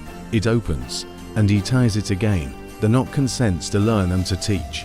In the courtyard, a child draws water and figures out that buckets and patience weigh less together than either alone. The infirmary breathes a slower morning. A pot of barley water warms for those who will tolerate barley before bread. The herbal woman checks a sleeping chest. The chest responds by continuing to do nothing remarkable, which is the goal of every chest. She sets a jar on the sill to catch the kind of light that convinces tinctures to stop sulking. A mother who slept badly smiles for no reason other than the absence of the other reasons. The wrapped stone from the night sits under a chair and decides not to be needed. This, too, is work. If sleep arrives, let it. Health is a quiet industry. It does not require applause. In the Guildhall, The clerk removes the protective sheet from the ledger and sees that dust has respected the arrangement. He runs a fingertip along yesterday's margin and finds exactly the amount of satisfaction a margin should give. The measures man opens the chest by turning the key once, as always, and lays out the rods with the gravity rods like. He will visit the rope walk, the glazier, the smith, not to police, only to confirm that fairness continues to be worth its effort. At the green, stalls arrive in reverse of their departure. Boards become counters, cords that were loops become lines, hooks that were asleep become sentences for meat and cloth and bowls to sit in. The fishmonger lays his scale, balances it with the little stones that have names only he uses, and boots a cat from the table with an affection that convinces both parties they have won. A woman crosses with a basket that already knows what to hold. She will buy less than she thought and more than she needs, exactly as every good morning advises. Shepherd and dog bring sheep to the field that slept under night's lecture. The wicket opens with the satisfaction of a small truth. Dew gives way to trampling grass, arranges itself into a curriculum. The flock begins to read. At the hedge, Abby takes evidence back to flowers that suspect their own importance. The dog, relieved of last night's duties of philosophy, returns to delight in obvious tasks. If sleep arrives, let it. Labor that begins in fairness ends in rest. The night archivist, who did not sleep like a civilian, walks with his board light on his forearm. He writes, bell clear, rope obedient, wick fed. Bakehouse starter, bright broom, honest, first loaves faithful. Key ring kind, rope civil, first crossing with hoop and barley. Makers fire, modest circle, finished lead, patient brew, cooperative. Rope walk line from curve, not remembered, untaught. Infirmary, barley, water, early chest, uneventful, stone, unemployed. Guild margin, respected, key once rods out. Green scales, ready, cat negotiated, baskets decided. Field dew conceded, flock studying, dog uncomplicated. His sketches. Bell tongue at rest, a lamp with a thin horizon of oil, a spoon turning dough, the oval print of a flower hand, the iron ring with line lying true, a heron like a remark, 3 short sticks arranged under charcoal, a rim. Gleaming, a cloth folded back from leather, drop catching blue, a long line laid straight under rafters, a bucket, and not a jar on a sill. It a square of light, a key sideways, stones on a scale, bats that have agreed. Then he draws one more mark, a small open circle near the top corner of the board, a place for whatever comes kindly and unplanned. He pauses at the inn doorway. The cup of water left on the sill has learned coolness by being asked nothing. He drinks and leaves the cup partly full, because partly full is a kind of invitation for the next thirst. Inside, chairs stand ready, 4 backs, tables, for elbows, bread, 4 knives that will slice and not divide anything important. If sleep arrives, let it. Morning can keep its own ledger without you. It will be glad when you join. The watchman meets the measures man at the corner and trades to informations. The hinge still answers with silence. A shutter 3 houses down prefers to argue. The measures man promises to listen to the shutter later with a rasp. The watchman promises to trust the hinge again tomorrow. And both feel that the city is not managed but accompanied. On the quay, the ferryman takes his second trip with a scribe who has not slept as much as wisdom recommends. The scribe carries a page between boards tied with the loop that opens before it argues. Halfway across, he inhales the river and becomes briefly of the opinion that pages are better when they remember water. He says nothing, the ferryman agrees anyway. In the schoolroom, the master opens the shutters in a way that turns light into lesson. He sets a compass on the table and draws a circle he will erase later for the pleasure of truth that does not need proof of permanence. 3 children assemble slowly, hollyhock seed tardy, curious and trying not to be. He asks them to measure the room by steps and then by cord, so their feet will trust tools and their tools will honor feet. They obey gladly because morning carries a voice that makes obedience feel like relief. If sleep arrives, let it. Lessons wait their patient technology.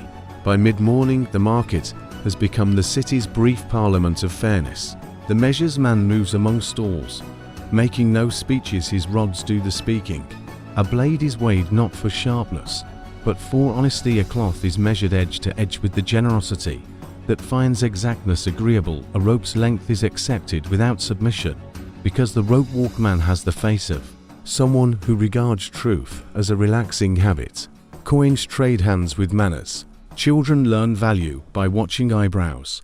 The night archivist turns the board and writes a last small line in a corner other men would fill with signatures. Nothing urgent happened, and everything mattered. He walks to the granary, taps the stack bases, hears only the music of safety, and makes 2 new slashes in chalk. He lifts a jar shoulder deep from the cool trench and sets it on the block. For an hour of light, the ring dries to a hum. Across the lane, the dyer laughs once, because a thread held the laugh does no harm to sleep stored in houses. He closes the board without drama. It is a lid, not a gate. He stands for a moment and looks at the town's arrangements, lines and loops, weights and rings, bread and rope and bells. He thinks what he always thinks at this hour, that a place survives on little exactnesses, multiplied and quiet, and that ceremonies are simply the polite name for repeated kindness. If sleep arrives, let it. Noon will come whether you watch it or not. The lamp keeps your place, the ring keeps the rope, the page keeps the line. The town will take care of the rest until you wake to join it.